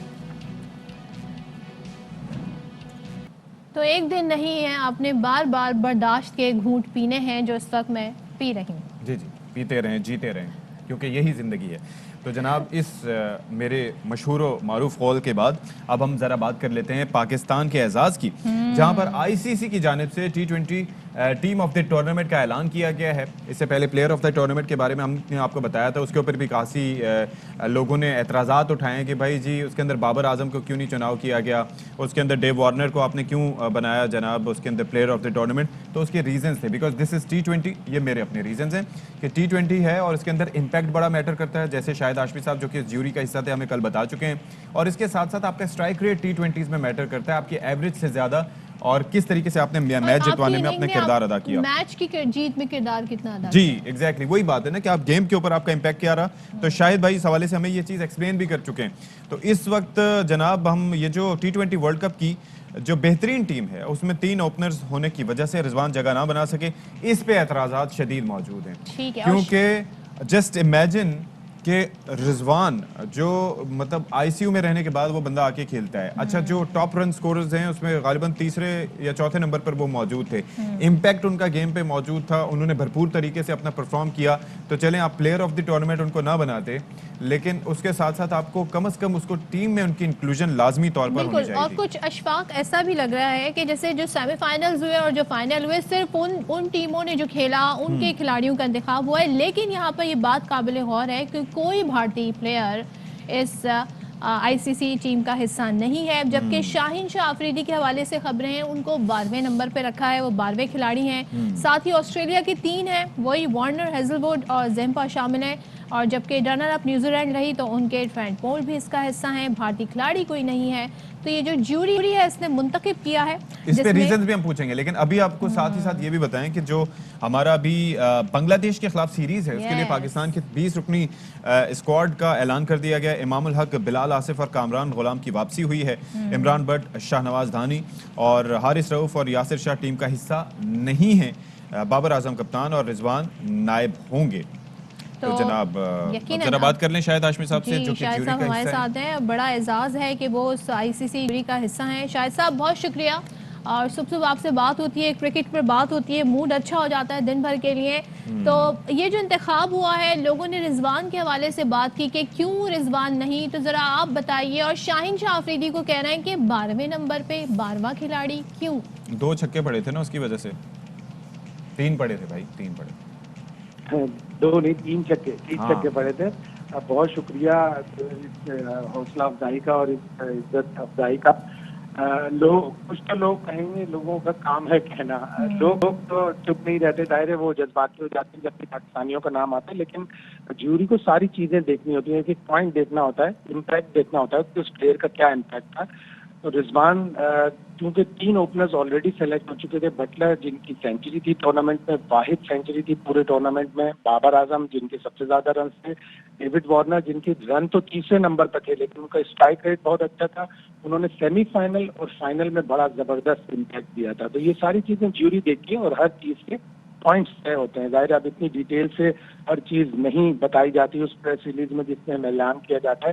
انڈیا والے بھی شور مچا رہے ہیں کہ ان کا ایک بھی پلیئر نہیں ہے. ان کا روی جڈیجا ہونا چاہیے تھا, اس نے آؤٹ بھی کیے تھے, رن آؤٹ بھی کیے تھے, تھوڑے بہت رن بھی بنائے تھے, تو اس کا نام اس لیے نہیں آ سکا کہ اس کا امپیکٹ نہیں تھا, اس کی ٹیم سیمی فائنل میں نہیں آئی. تو جیوری اپنے حساب سے کام کرتی ہے. یہ بتائیں کہ یہ جو جیوری ہے اور کھلاڑی آگے پیچھے ہو جاتے تب بھی یہ اس کا کیا تمام باتوں پر متفق ہونا ضروری ہے؟ اب یا ایسا بھی ہوتا ہے کہ آپ کہہ سکیں گے جی یہ جو ڈیسیجن ہے یہ اختلافی تھا, تو آپ اپنے اختلافی نوٹ دے دیتے اس میں تاکہ ہم خوش ہو جاتے. صحیح بات. ہاں, خام اختلافی نوٹ دے دیتے آپ. شاہد صاحب خاموش ہو, انہوں نے اختلافی نوٹ میں نے نہیں دینا اختلافی نوٹ. یقینا انہوں نے کہا کہ میں نے اپنی جو میں بہتر سمجھتا ہوں وہی فیصلہ ہونا چاہیے. لیکن اشفاق, انڈیا سے بھی بڑی شکایتیں, ان کو یہ ہمارا ایک کھلاڑی تو ہوتا, ان کے کھلاڑیوں کی جو فہرست ہے وہ ان کے کارنامے جو گناتے ہیں تو وہ حیران ہے. اب بابر کیپٹن, تو یہ ان کے لیے کافی شاکنگ ہے. ایک تو وہ جو میچ ہمارا جس کی ہائی لائٹس ہم روز ہی دیکھ رہے ہوتے ہیں, انڈیا کو جو ہم نے ہرایا, اس کے بعد یہ تو اب کافی پریشان ہے. میں تو جب سیمی فائنل میں ہم لوگ ہار رہے تھے نا, اس وقت بھی میں وہی ساتھ میں ہائی لائٹس دیکھ رہا تھا. میں نے تو اس کو اپنے ٹویٹر پہ پن کیا ہوا ہے, اس ٹویٹ کو پن کیا ہوا ہے, ڈیٹ بھی ڈالی ہوئی ہے 24/10/21. چلیں جی, شاہد بھائی آ گئے. شاہد بھائی, تو ہم جیسے مختلف فیصلوں میں دیکھتے ہیں عدلیہ کے کہ اس کے اندر اختلافی نوٹ بھی بعض اوقات ہو جاتے ہیں, تو یہ آپ کی جیوری میں سب کا متفق ہونا ضروری ہوتا ہے یا کوئی اختلافی نوٹ بھی دے سکتے ہیں, اور آپ نے کیا ایسا کرنے کی کوشش کی؟ تھوڑی رضوان پہ بحث ہوئی. بحث ہوتی ہے, اختلافی نوٹ نہیں ہوتا, پھر یونینیمس ڈیسیشن دینا ہوتا ہے. اچھا, سارے پوائنٹس جب ایکومولیٹ کیے جاتے ہیں کہ اس کے اتنے پوائنٹ ہیں, تو اسی حساب سے پھر ڈیسیجن لیا جاتا ہے. رضوان کے لیے کافی بحث ہوئی.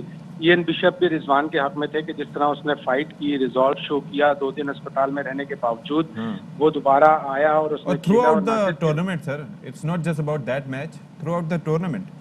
بالکل تھرو آؤٹ دا ٹورنامنٹ اس نے اچھا کیا, لیکن چونکہ آلریڈی ایک wicket keeper George Buttler select ہو چکے تھے, 3 اوپنر ہو چکے تھے, اس لیے رضوان کی ٹیم میں جگہ نہیں بنی. اور جہاں تک شاہین آفریدی کے 12ویں کھلاڑی کا تعلق ہے تو وہاں پہ بھی بڑی بحث ہوئی. ڈیوڈ ویزا جو نمیبیا کے کھلاڑی تھے, ان کے 237 رنز تھے اور 6 وکٹیں تھیں. شاہین آفریدی کی وکٹیں کم تھیں. ایک میچ میں انہوں نے بہت زبردست امپیکٹ دکھایا انڈیا والے میچ میں, لیکن پھر وہ ریگولر وکٹیں نہیں لے سکے. سیمی فائنل میں ان کا امپیکٹ بالکل بھی نہیں تھا. جو ناک آؤٹ میچ تھا, پھر اس میں انہیں 3 چھکے بھی پڑ گئے جو ایک طرح سے وہ نیگیٹو پوائنٹس میں. تو شاہد صاحب پھر رینکنگ کہاں ہے؟ لائک رینکنگ کے لحاظ سے تو یہ پلیئرز جو ہیں ان کی ڈفرینٹ رینکنگ ہے, اور صرف بات اب فائنل اور سیمی فائنل کے میچز کی پرفارمنس تک ہی ہے. ناک آؤٹ میچز کا بڑا امپیکٹ ہوتا ہے, وہ ٹورنامنٹ کی ونر, اور یہ چیزیں ٹورنامنٹ سے پہلے ڈیسائیڈ کر لی جاتی ہیں. ٹاس کو بھی کنسیڈر کر لیتے شاید صاحب جیوری والے, کہ ٹاس نے تو بڑا کمال کیا ہے اس ٹورنامنٹ میں, میچ جتانے میں. سیمی فائنل میں بھی آسٹریلیا ٹاس جیتا, فائنل میں بھی جیتا, دونوں میچ جیت گیا. ٹاس نے واقعی کمال کیا, اور ناصر حسین نے کامنٹری میں یہ کہا کہ ٹاس جیت گئے تو نیوزی لینڈ والے 70% میچ ہار گئے. لیکن سامنے والے انہوں نے سوال کیا تھا, ناصر حسین نے سوال کیا تھا ولیمسن سے کہ how will you convince your team کہ اب آپ میچ جیت سکتے ہیں. ایک نیا چیلنج سمجھے, ایک نیا چیلنج آ گیا یہ کرکٹ میں کہ آپ جب ٹاس ہاریں گے تو آپ کس طرح فیصلے وہ کریں گے, کمپیٹ کریں گے, اور کس طرح اپنے کھلاڑیوں کو کنونس کریں گے کہ نہیں. اگر یہی اسکور نیوزی لینڈ 190 195 کرتا تو یقیناً آسٹریلیا اور بھی تیز اسکور کرتا, چیز کرتا, لیکن نیوزی لینڈ کے پھر امکانات زیادہ ہو جاتے. تو شاید صاحب وہاں کسی نے کنسرن, ویسے ظاہر ہے یہ ایشو تو تھا نہیں, مدعا یہ نہیں تھا, لیکن یہ ٹاس کا ایشو ڈسکس ہوا کہ بھائی اس طرح کی پچز نہیں نہ ہو کہ سیکنڈ اننگ والے کو فائدہ ہو, کچھ یہ معاملات ہوئے وہاں پر؟ بہت زیادہ ڈسکس ہوا ہے, لیکن چونکہ اس پارٹ آف دا ورلڈ میں جب بھی اس سیزن میں میچز ہوں گے, گرمی میں بہت زیادہ گرمی میں اگست ستمبر میں جب آپ کھیلیں گے تو ڈیو نہیں ہوگا, لیکن اتنی شدید گرمی ہوگی کہ 2-4 کھلاڑی گر کر بے ہوش ہو جائیں گے. تو اس سے اچھا ہے کہ ڈیو کو ایک چیلنج سمجھ کر لیا جائے. جیسے ہم مختلف چیلنجز اپنی زندگی میں نبرد آزما ہوتے ہیں ان چیلنجز سے, تو سمجھے کہ یہ کرکٹرز کے لیے ایک نیا چیلنج ہے کہ جب آپ ٹاس ہاریں گے تو آپ نے 190 120 کرنے. پاکستان نے بھی کم اسکور کیا 176, 18ویں اوور میں صرف 3 رن بنے تھے پاکستان کے 18ویں یا 19ویں اوور میں. جی سر, 3 رن بنے تھے, وہ 18ویں اوور میں اسٹارک کے اوور میں بھی 3 رن ایسے. جی سر, اور اس کے ساتھ ساتھ وہ ظاہر ہے کہ وہ شروع کے 10 اوور میں 71 رن, وہ بھی ایک بڑا فیکٹر تھا. اچھا, اب جو ہماری ایک ٹیسٹ سیریز ہونے جا رہی ہے بنگلہ دیش کے خلاف, تو اس کے لیے اسکواڈ کا اعلان کر دیا گیا ہے, نام کئی سامنے آئے ہیں, تو آپ سمجھتے ہیں کہ بہترین انتخاب ہے اس وقت؟ بالکل, یہ اچھا انتخاب ہے. ایک آدھ پلیئر آگے پیچھے ہو جاتا ہے, जैसे इमरान बट स्लिप में अच्छी फील्डिंग कर रहे थे, लेकिन वो इतने रन नहीं बना रहे थे एज ओपनर। वेस्ट इंडीज में भी वो इतने रन नहीं बना पाए, तो उनकी जगह इमामुल हक को लिया गया है। इमामुल हक अच्छे प्लेयर हैं, और जो क्रिटिसिज्म उनके ऊपर आता है कि वो इमामुल हक के भतीजे हैं, वो बिल्कुल अनफेयर है। वो अपनी जगह टीम में खुद बनाते हैं। ठीक है, और T20 फिर इसके बाद होंगे, देखेंगे कि ज़ाहिर T20 में तो पाकिस्तान जो परफॉर्मेंस है, लेकिन टेस्ट मैचेस में देखेंगे क्या होगा। बहुत शुक्रिया, शाहिद साहब हमारे साथ मौजूद थे और उन्होंने बड़ी इन्फॉर्मेशन हमें दी है कि वहाँ पर जो डिस्कशन हुई है उसमें टॉस से रिलेटेड मामला भी हुए, रिजवान को लेके भी मामला हुए। तो जो रिजवान के फ़ैन है, फ़ैन बेस जो है उनका, वो तसल्ली रखें कि रिजवान को कंसिडर किया गया, लेकिन क्योंकि नॉकआउट मैचेस में आपकी परफॉर्मेंस और जीत का किरदार होता है, तो ये सारे फैक्टर्स बड़े इंपॉर्टेंट लेकिन होते उनका हैं। इम्पैक्ट भी था। बहरहाल इयन बिशप साहब और क्या नाम है उसका, शायद आशमी साहब हमारे फेवरेट हैं आज से। बाकी 3 लोगों के नाम हम जारी करते हैं, वो तो आप Good देख one. भी लें कि ज्यूरी में कौन कौन थे, वो हमारे साथ ही हैं, वो हम में से नहीं हैं। तो बस बिल्कुल, और ज़ाहिर है फैसला देना होता है, लेकिन दिल तो उनका यही चाहता। बहरहाल कैप्टन अपना बाबर ही है इस टीम का भी, तो बाबर आजम। बिल्कुल जी, ऐसा ही है। और कितना ही अच्छा होता है कि इंडिया का कोई खिलाड़ी होता है और बाबर आजम की कप्तानी में उसको वैसे सेरेमोनियली होने का मौका मिलता है। बहरहाल अब जनाब हम लाहौर का तज़किरा करते हैं, और यहाँ पर मॉल रोड पर 6 दहाइयों से सजने वाले किताब बाजार की आपको सैर करवाते हैं। आप सोचें कि आज तक, आजकल जी मतलब 60 साल से, और आप सोचिए कि आजकल तो हम मतलब अपने मोबाइल फ़ोन्स में ही मुख्तलिफ, या अपने गैजेट्स में, या कोई टैब्स में, या लैपटॉप्स पे ही पढ़ने के आदी हो गए हैं, और ऐसे में किताबों को पढ़ना, वो जो किताब का एक अपना मजा होता है, इम्पैक्ट होता है, उसका बड़ा एक अच्छी फीलिंग होती है। डिस्ट्रैक्शन, अगर आप अपने मोबाइल पे कोई बुक पढ़ने, ई बुक पढ़ने की कोशिश करें, आंखों के लिए भी नुकसानदेह है, वो कुछ देर तक आंखें थक जाती हैं। लेकिन किताब, नोटिफिकेशन आ रहा है, कोई व्हाट्सएप मैसेज आ रहा है, तो आप डिस्ट्रैक्ट हो जाते हैं। किताब आपको फोकस रखती है। हाँ जी, और ये तो सदफ तो किताबें सुना भी करती हैं, लेकिन बहरहाल अभी हम आपको बताते हैं पढ़ना कितना इंपॉर्टेंट है। तो ये जनाब तंग सी गली में एक लगता है ये बाजार, किताब बाजार, और इसको हुकूमती सरपरस्ती की ज़रूरत है।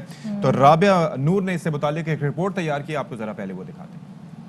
और लगता है राबिया ने तो वहाँ पर अपनी पसंद की बहुत सारी बुक्स जो हैं वो चुननी होगी, और यकीनन अशफाक, अब मुझे ये शौक हो रहा है कि मैं लाहौर जाऊंगी तो मैं इस किताब घर का ज़रूर जाकर मुआयना करूंगी, बहुत सारी किताबें लेकर आऊंगी। और बल्कि कराची में भी आप, मतलब इससे पहले कि आप लाहौर जाती हैं, कराची में भी आप जा सकते हैं, सदर के पास, एम्प्रेस मार्केट मुझे के बताया पास, संडे बाजार लगता है एम्प्रेस मार्केट में, हमारे वो भी लगता है। PCR उसके से अलावा भी संडे information दी को जा आप रही जा है। सकते हैं, वहाँ पर एक किताब गली है, जाहिर है कि इतनी साफ सुथरी नहीं है, लेकिन वहाँ पर बुक्स आपको मिल जाती हैं, तो पढ़ने का शौक हो। जो राबिया ने बात की वो ये थी कि अगर वहाँ पर हुकूमती सरपरस्ती हो और ऐसा कोई इंतजाम कर दिया जाए कि आप बैठ के चाय भी पी लें, और छोटे छोटे कैफेज बना दिए जाएं, तो ये कितना खूबसूरत बन सकता है, यकीनन खूबसूरती में भी इजाफा करेगा। बिल्कुल। अभी आपको बरह रास्त हम लिए चलते हैं इलेक्शन कमीशन के बाहर, फवाद चौधरी गुफ्तगू कर रहे हैं। के तौर के ऊपर मैं जो भी बात करता हूँ वो हुकूमत की और कैबिनेट की पॉलिसी है। इंडिविजुअल हैसियत में अगर मिसअंडरस्टैंडिंग है और चीफ इलेक्शन कमिश्नर साहब हैं या बाकी जो अरकान हैं, इदारा है, ज़ाहिर है कि उसका मुझे बड़ा एहतराम है, और इस तरह की कोई बात जो है वो मैं एक्सपेक्ट नहीं कर सकता। स्पेशली मेरा पेशा भी वकालत है, और हम लोग जो हैं वो जजेस का एहतराम करके, इदारों का एहतराम करके आगे चलने पे यकीन रखते हैं। तो वो हमने उसी हैसियत को जो है वो यहाँ पे एक्सप्लेन कर दिया है। सो इंशाल्लाह मुझे उम्मीद है कि इस पे इलेक्शन कमीशन एक मुस्बत व्यू जो है वो लेगा, और इंशाल्लाह ताला हम आगे बढ़ सकेंगे। जहाँ तक आज दूसरा मामला है, आज हमने देखा है कंटेम्प्ट ऑफ कोर्ट में, जो आज इस्लामाबाद हाई कोर्ट ने एक पूरा जो ज़िम्मेदारान है उनको तलब किया है। मैं ये समझता हूँ कि इस मामले के ऊपर ज़रूरत है आगे बढ़ने की। उसकी वजह ये है कि देखें, हो ये रहा है, एक सीरीज़ है। जब भी हम देखते हैं नवाज़ शरीफ की या मरीम नवाज़ की कोई पेशी होती है, उससे पहले एक कोई साजिश जो है इस तरह की गढ़ी जाती है, और ख़बर लगाई जाती है, कोई एफिडेविट आता है, किसी की वीडियो रिलीज़ होती है। ये एक मुकम्मल प्लान के तहत हमेशा हम देख रहे हैं कि ये मामला जो है वो आगे बढ़ रहा है। उससे फ़र्क ये पड़ रहा है कि हमारे जो अदालती निज़ाम है उसके ऊपर PMLN ने जिस तरह पहले फ़ौज के ख़िलाफ़ एक मुहिम शुरू की हुई थी, अब उन्होंने अदालतों के ख़िलाफ़ एक मुहिम शुरू की हुई है। ये बड़ी, मैं समझता हूँ कि एक ऐसी प्रैक्टिस है जिसकी जितनी मज़म्मत की जाए वो कम है। इससे पहले भी नून लीग ने जब बुलाया गया था सुप्रीम कोर्ट में, तो आपको मालूम है उन्होंने सुप्रीम कोर्ट के ऊपर हमला कर दिया था। सो ये रवायत रही है PMLN की कि वो हमेशा इस तरीके से एक्ट करते हैं। اور اب بھی میں سمجھتا ہوں کہ جس طریقے سے عدالتوں کے اوپر ایک حملہ کیا گیا ہے کل، جس طریقے سے ایک جعلی ایفیڈیوٹ اور ایک ایسے شخص کی طرف سے جو کہ نون لیگ کے رہنماؤں کا ایک تو پروردہ ہے، اور اس میں کوئی شبہ ہی نہیں ہے کہ وہ لندن میں نواز شریف کے خرچے کے اوپر جو ہے وہ رہ رہے ہیں. انہوں نے وہاں پہ ایفیڈیوٹ دیا، اس کی فیس بھی نواز شریف کی فیملی نے ادا کی، اور اس وقت حسین نواز شریف ان کو ڈیل کر رہے ہیں. اب سوال یہ پیدا ہوتا ہے کہ جب آپ اس طرح انڈیویجولز کو اداروں کے خلاف استعمال کریں گے اور اداروں کی ساکھ کو نقصان پہنچانے کی کوشش کریں گے، اس کے نتیجے میں ایک بحران پیدا ہونا لازمی ہے.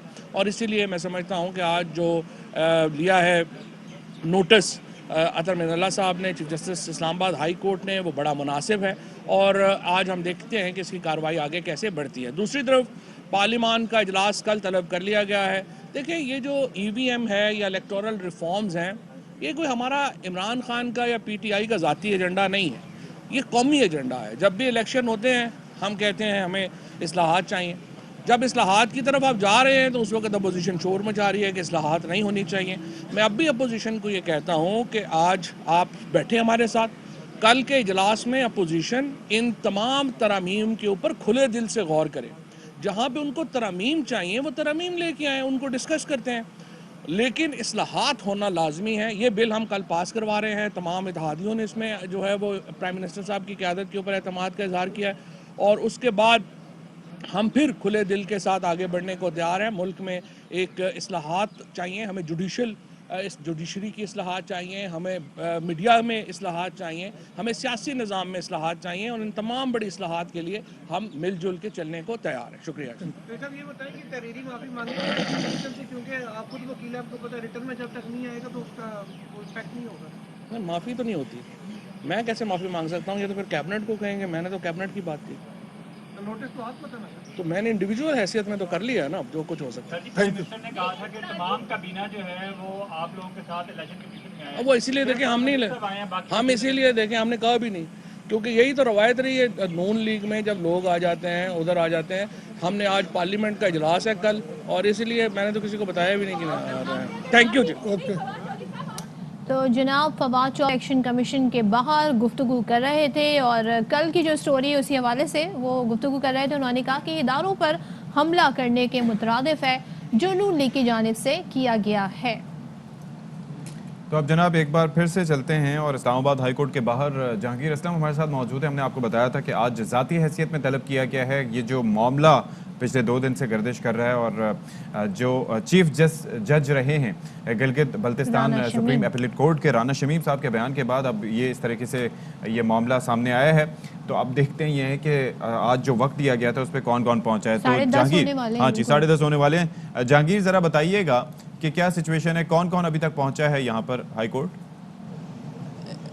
جی، عدالتی حکم پر جو کہ رانا شمیم گلگت بلتستان کے سابق چیف جسٹس ہیں، ان کا بیٹا احسن رانا شمیم جو ہے وہ اس وقت ہائی کورٹ پہنچ گئے، اور غیر رسمی طور پر انہوں نے ایئر وے نیوز سے گفتگو کی کہ اللہ رحم کرے. یہ الفاظ تھے رانا شمیم کے بیٹے کے، احسن شمیم کے، جو کہ کمرہ عدالت پہنچ گئے. اس کے علاوہ انصار عباسی جو کہ توہین عدالت کے کیس میں، اور عامر گوری جو کہ ایڈیٹر ہیں متعلقہ اخبار کے، وہ ذاتی حیثیت میں یہ کمرہ عدالت میں اس وقت موجود ہیں. اور اس کے علاوہ میر شکیل الرحمان اور رانا شمیم کو جو ذاتی حیثیت میں طلب کیا تھا وہ اس وقت کمرہ عدالت میں نہیں ہے. اور اس کے علاوہ جو اٹارنی جنرل آف پاکستان ہے وہ خالد جاوید خان، وہ بھی کمرہ عدالت پہنچ گئے، اور سماعت اس وقت چیف جسٹس کی سربراہی میں ابھی کچھ ہی دیر میں شروع ہوگی. جی تو جہانگیر بس اتنی مختصر سی گفتگو کی رانا شمیم کے صاحبزادے نے آپ سے؟ جی بالکل، کمرہ عدالت کے باہر جیسے جی میں نے کہا تھا کہ جی آپ کے والد صاحب کو توہین عدالت کے نوٹس پہ آج طلب کیا ہوا ہے، تو ان کے یہی الفاظ تھے کہ اللہ رحم فرمائے، اور یہ کہتے ہوئے کمرہ عدالت میں وہ چلے گئے. انہوں نے کہا کہ پروسیڈنگ کے بعد اگر آپ بات کرنا چاہیں تو آپ سے میں ضرور بات کروں گا، لیکن اس وقت جو ہے میں کمرہ عدالت جا رہا ہوں. جی ٹھیک ہے، یعنی کہ آپ سے کچھ دیر بعد ہی باقاعدہ طور پر سماعت کا آغاز ہوگا. اور جہانگیر ہمیں بتا رہے ہیں کہ تمام فریقین پہنچ گئے ہیں. رانا شمیم کو بھی بلایا گیا تھا، ان کے صاحبزادے پہنچے کیونکہ وہ خود یہاں پر نہیں ہے. جہانگیر بہت شکریہ آپ سے، تھرو آؤٹ ہم اس حوالے سے اپڈیٹس لیتے رہیں گے. تو چلیں جی بریک لے لیتے ہیں، بریک کے بعد آتے ہیں.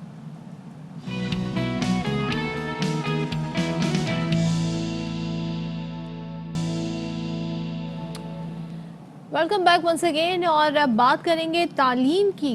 تعلیم کا حصول ہر شہری، ہر بچے کا حق ہے، اور تعلیم ہی ہے جو ایک معاشرے کو آگے لے کر جاتی ہے. اور ہمارے ملک کی اگر ہم بات کریں تو ویسے ہی یہاں پر ہم دیکھتے ہیں کہ اتنا رجحان نہیں ہے. خاص طور پر دیہی علاقوں کی اگر بات کریں تو ایک خبر آئی ہے جو کہ بڑی کنسرننگ ہے، وہ یہ ہے اشفاق کہ سندھ میں 5000 اسکول ختم کیے جا رہے ہیں. صوبائی وزیر تعلیم سردار شاہ نے اعلان کیا ہے کہ سندھ کے 5000 اسکول ختم کر کے تعداد کم کی جائے گی اور سہولیات بڑھائی جائیں گی. اچھا، یہ ویسے اس لحاظ سے اچھی بات ہے. نارملی تو اس خبر کو ہمیں سیلیبریٹ نہیں کرنا چاہیے، اس پہ بات نہیں، لیکن کانٹیکسٹ بڑا امپورٹنٹ ہے. یہ ایک سروے کیا گیا تھا جس میں پتہ چلا تھا کہ سندھ میں 10,000 کے قریب گوسٹ اسکولز ہیں. گوسٹ اسکولز یعنی کہ وہ صرف پیپر پہ ہیں، یا عمارتیں موجود ہیں تو ٹیچرز موجود نہیں ہیں، ٹیچرز موجود ہیں تو اسٹوڈنٹس موجود نہیں ہیں. تو یہ اس طرح کے اسکولز ہیں. تو پہلے فیز میں پہلے سردار شاہ صاحب نے یہ کہا تھا کہ 7,000 اسکولوں کو ختم کیا جائے گا، اور پھر دوسرے فیز میں 3,000 مزید اسکولوں کو ڈھونڈ کے پھر انہیں شٹ ڈاؤن کیا جائے گا. اور جو فوکس ہے ان 40,000 اسکولوں پہ ہوگا جو اس کے علاوہ صوبے بھر میں کام کر رہے ہیں، تاکہ بجٹ کی ایلوکیشن ٹھیک ہو اور صحیح جو فنڈز جو ہیں وہ متعلقہ اسکولوں تک پہنچ سکیں. تو اب جس طریقے سے تعلیم کی حالت زار کی بات کریں، سندھ کی بات کر لیں، کیونکہ ہم سٹوری جو ہے وہ اسپیسیفک ہے سندھ کے حوالے سے. 44% بچے جو ہیں وہ سندھ میں اسکولز میں نہیں جاتے. تو آئی ایم شیور کہ اگر اس کو ریٹیفائی کیا جائے گا تو یہ بڑا اچھا ہوگا. بجائے اسکول ختم کرنے کے وہ جو بچے اسکول نہیں جا رہے ان کو کسی طریقے سے ان اسکول میں انرول کیا جاتا ہے، اور سہولیات دینا تو حکومت کا کام ہے. ختم ہونے سے پہلے ان کا ہونا ضروری ہے نا. اکثر تو گوسٹ اسکولز ہیں ہی نہیں تو آن پیپر ہیں، فنڈز آپ جاتے کو ہیں، سارے میک کچھ شور ہوتا کرنا ہے. ہے. تو وزارت تعلیم کے انڈر یہ ساری چیزیں آتی ہیں، تو یہ بڑی ایک کنسرننگ بات ہے. اور اسی پر بات ہم کر لیتے ہیں. اس وقت پی ٹی آئی کے رہنما خرم شیر زمان صاحب ہمارے ساتھ ہیں. ان سے پوچھتے ہیں کہ وہ ایز اپوزیشن سندھ میں وہ ساری صورتحال کو کیسے دیکھتے ہیں. تو خرم شیر زمان صاحب بہت شکریہ. کیا کہے گا؟ صوبائی وزیر تعلیم نے سندھ میں 5000 اسکول بند کرنے کا اعلان کیا ہے، اور بتایا جا رہا ہے کہ اس سے تعلیم کا معیار بہتر کیا جائے گا. آپ کی اس پر کیا رائے ہے؟ دیکھیں، مجھے آپ کی بات سن کر ہنسی آ رہی ہے نا. پوری دنیا کے اندر تعلیم کو بہتر کرنے کے لیے اور تعلیم کو اور زیادہ فروغ دینے کے لیے پوری دنیا کے اندر اسکولز کھولے جاتے ہیں. گاؤں میں، دیہاتوں میں، یونین کونسلز تک جو ہے نیچے طبقے تک اسکول کھولے جاتے ہیں، تاکہ زیادہ سے زیادہ تعلیم جو ہے وہ بڑھائی جا سکے، بچوں کو تعلیم دی جا سکے. اور ظاہر ہے کہ پوری دنیا میں وہ ممالک آج بھی آگے ہیں جہاں پہ وہ تعلیم کا معیار زیادہ سے زیادہ بہتر کر سکیں اور زیادہ سے زیادہ اسکول کھول سکیں. اب یہ صاف فرماتے ہیں کہ یہ 5000 اسکول جو ہیں ان کو بند کرنا چاہتے ہیں، اور یہ کہتے ہیں کہ اس سے تعلیم کا معیار بہتر ہوگا. تو میری سمجھ سے تو باہر ہے. میرے خیال سے آپ اس پہ کچھ تجزیہ کر دیں کہ ایسا کون سا ان کے پاس ایسا آئیڈیا ہے کہ جس سے یہ جو ہے اسکولز میں نظام بہتر ہو جائے گا. دیکھیں، دوسرا سوال میرا اس کے ساتھ اٹیچڈ ایک اور بھی چیز ہے کہ اگر یہ 5000 اسکول بند کر رہے ہیں تو مجھے بتائیں کہ یہ پچھلے 14 سال سے ان 5000 اسکولز کے اندر جو پیپلز پارٹی کا ٹینیور ہے اس میں جو ٹیچرز پڑھ رہے تھے ان کو بھی تو تنخواہیں جاری ہوں گی نا. اس کے مینٹیننس پہ بھی پیسہ خرچ ہو رہا ہوگا، اس کے رینٹلز پہ بھی پیسہ خرچ ہو رہا ہوگا. تو اس کا مطلب ہے کہ پچھلے 13-14 سال سے یہ 5000 اسکول پہلے سے قائم تھے. یہاں پہ گھوسٹ ٹیچرز تھے، اور یا تو یہ اسکولز ہی موجود نہیں تھے. اگر ایسا ہے تو الگ بات ہے، لیکن یہ میری سمجھ سے باہر ہے کہ 5000 اسکولوں کو ختم کرنے سے اسکول میں تعلیم کا نظام جو ہے بہتر ہو جائے گا. میری سمجھ سے باہر ہے. میرے خیال سے منسٹر صاحب بہتر طریقے سے بتا سکیں گے. تو خرم صاحب، تعلیم جو ہے وہ ظاہر ہے کہ ایک آئینی حق ہے تمام شہریوں کا، اور ریاست کا یہ فرض ہے کہ ان کو فراہم کرے. اب ہم دیکھ رہے ہیں کہ سندھ کا جو حال ہے وہ بےحد نظام تعلیم فرسودہ ہے. تو اس معاملے کے لیے دیگر ایشوز پہ بات کی جاتی ہے اسمبلی پہ، خاص طور پر سیاسی معاملات پر. تو اس کو کیوں نہیں اٹھایا جاتا؟ اس معاملے پر بات کیوں نہیں کی جاتی اسمبلی میں؟ نہیں، ایسی بات بالکل بھی نہیں ہے. اگر آپ دیکھیں گے 2008 سے جب میرا پہلا ٹینیور تھا تو ہم نے سب سے زیادہ جو چیزیں ہائی لائٹ کی وہ ہم نے تعلیم کے اوپر ہی ہم نے ایشوز ہائی لائٹ کی. آپ کو یاد ہو کہ جب قائم علی شاہ چیف منسٹر بن کر آئے تھے تو انہوں نے فرمایا تھا کہ میں جو ہوں جو ہے ایجوکیشن ایمرجنسی لے کر آؤں گا. اس کے بعد جب مراد علی شاہ آئے تو انہوں نے کہا کہ میں قائم علی شاہ صاحب کی بنائی ہوئی ایجوکیشن ایمرجنسی کو اور زیادہ آگے بڑھا کے جو ہے اسکولوں میں زیادہ بہتر نظام کریں گے. اسکول تو بڑھتے گئے، اسکول کی تعداد بڑھتی گئی، گھوسٹ ٹیچرز آتے رہے. اسکول کا نظام سندھ کے اندر کبھی بھی بہتر نہیں ہوا. ہم نے دیکھا کہ گزرتے ہوئے وقت کے ساتھ ساتھ یہ تباہی کی طرف گیا. اس کی وجہ مجھے دیکھیں صرف ایک سمجھ میں آتی ہے. دیکھیں، یہ بیسیکلی میری نظر کے اندر جو سیاست میں نے سیکھا ہے یہ ہر چیز لیڈر کی طرف سے آتی ہے کہ لیڈر آپ کا کتنا شوقین ہے، لیڈر کو کیا شوق ہے، کیا وہ قوم کے لیے خدمت کرنا چاہتا ہے، وہ عوام کے مسائل حل کرنا چاہتا ہے، وہ لوگوں کو ڈیلیور کرنا چاہتا ہے، کیا وہ بچوں کو تعلیم اچھی دینا چاہتا ہے. یہ ساری چیزیں ہم سندھ میں تو نہیں دیکھ رہے ہیں. کیا آپ کو یا مجھے نظر آتا ہے کہ آصف علی زرداری کو صوبے سندھ کے بچوں کی تعلیم سے کوئی غرض ہے؟ ایسا بالکل بھی نہیں. اگر ایسا ہوتا تو ان کے منسٹرز ڈیفینیٹلی کام کرتے. کوئی خوف ہوتا، کوئی ڈر ہوتا کہ ہماری لیڈرشپ پوچھے گی. بلاول تو پی ڈی ایم کی گود میں جا کے بیٹھے ہوئے، ان کو تو وہاں کی فکر ہے. وہ پتہ نہیں کن خوابوں کی دنیا میں رہ رہے ہیں کہ شاید وہ وزیر اعظم بن جائیں گے، پتہ نہیں کیا ہونے لگا ہے.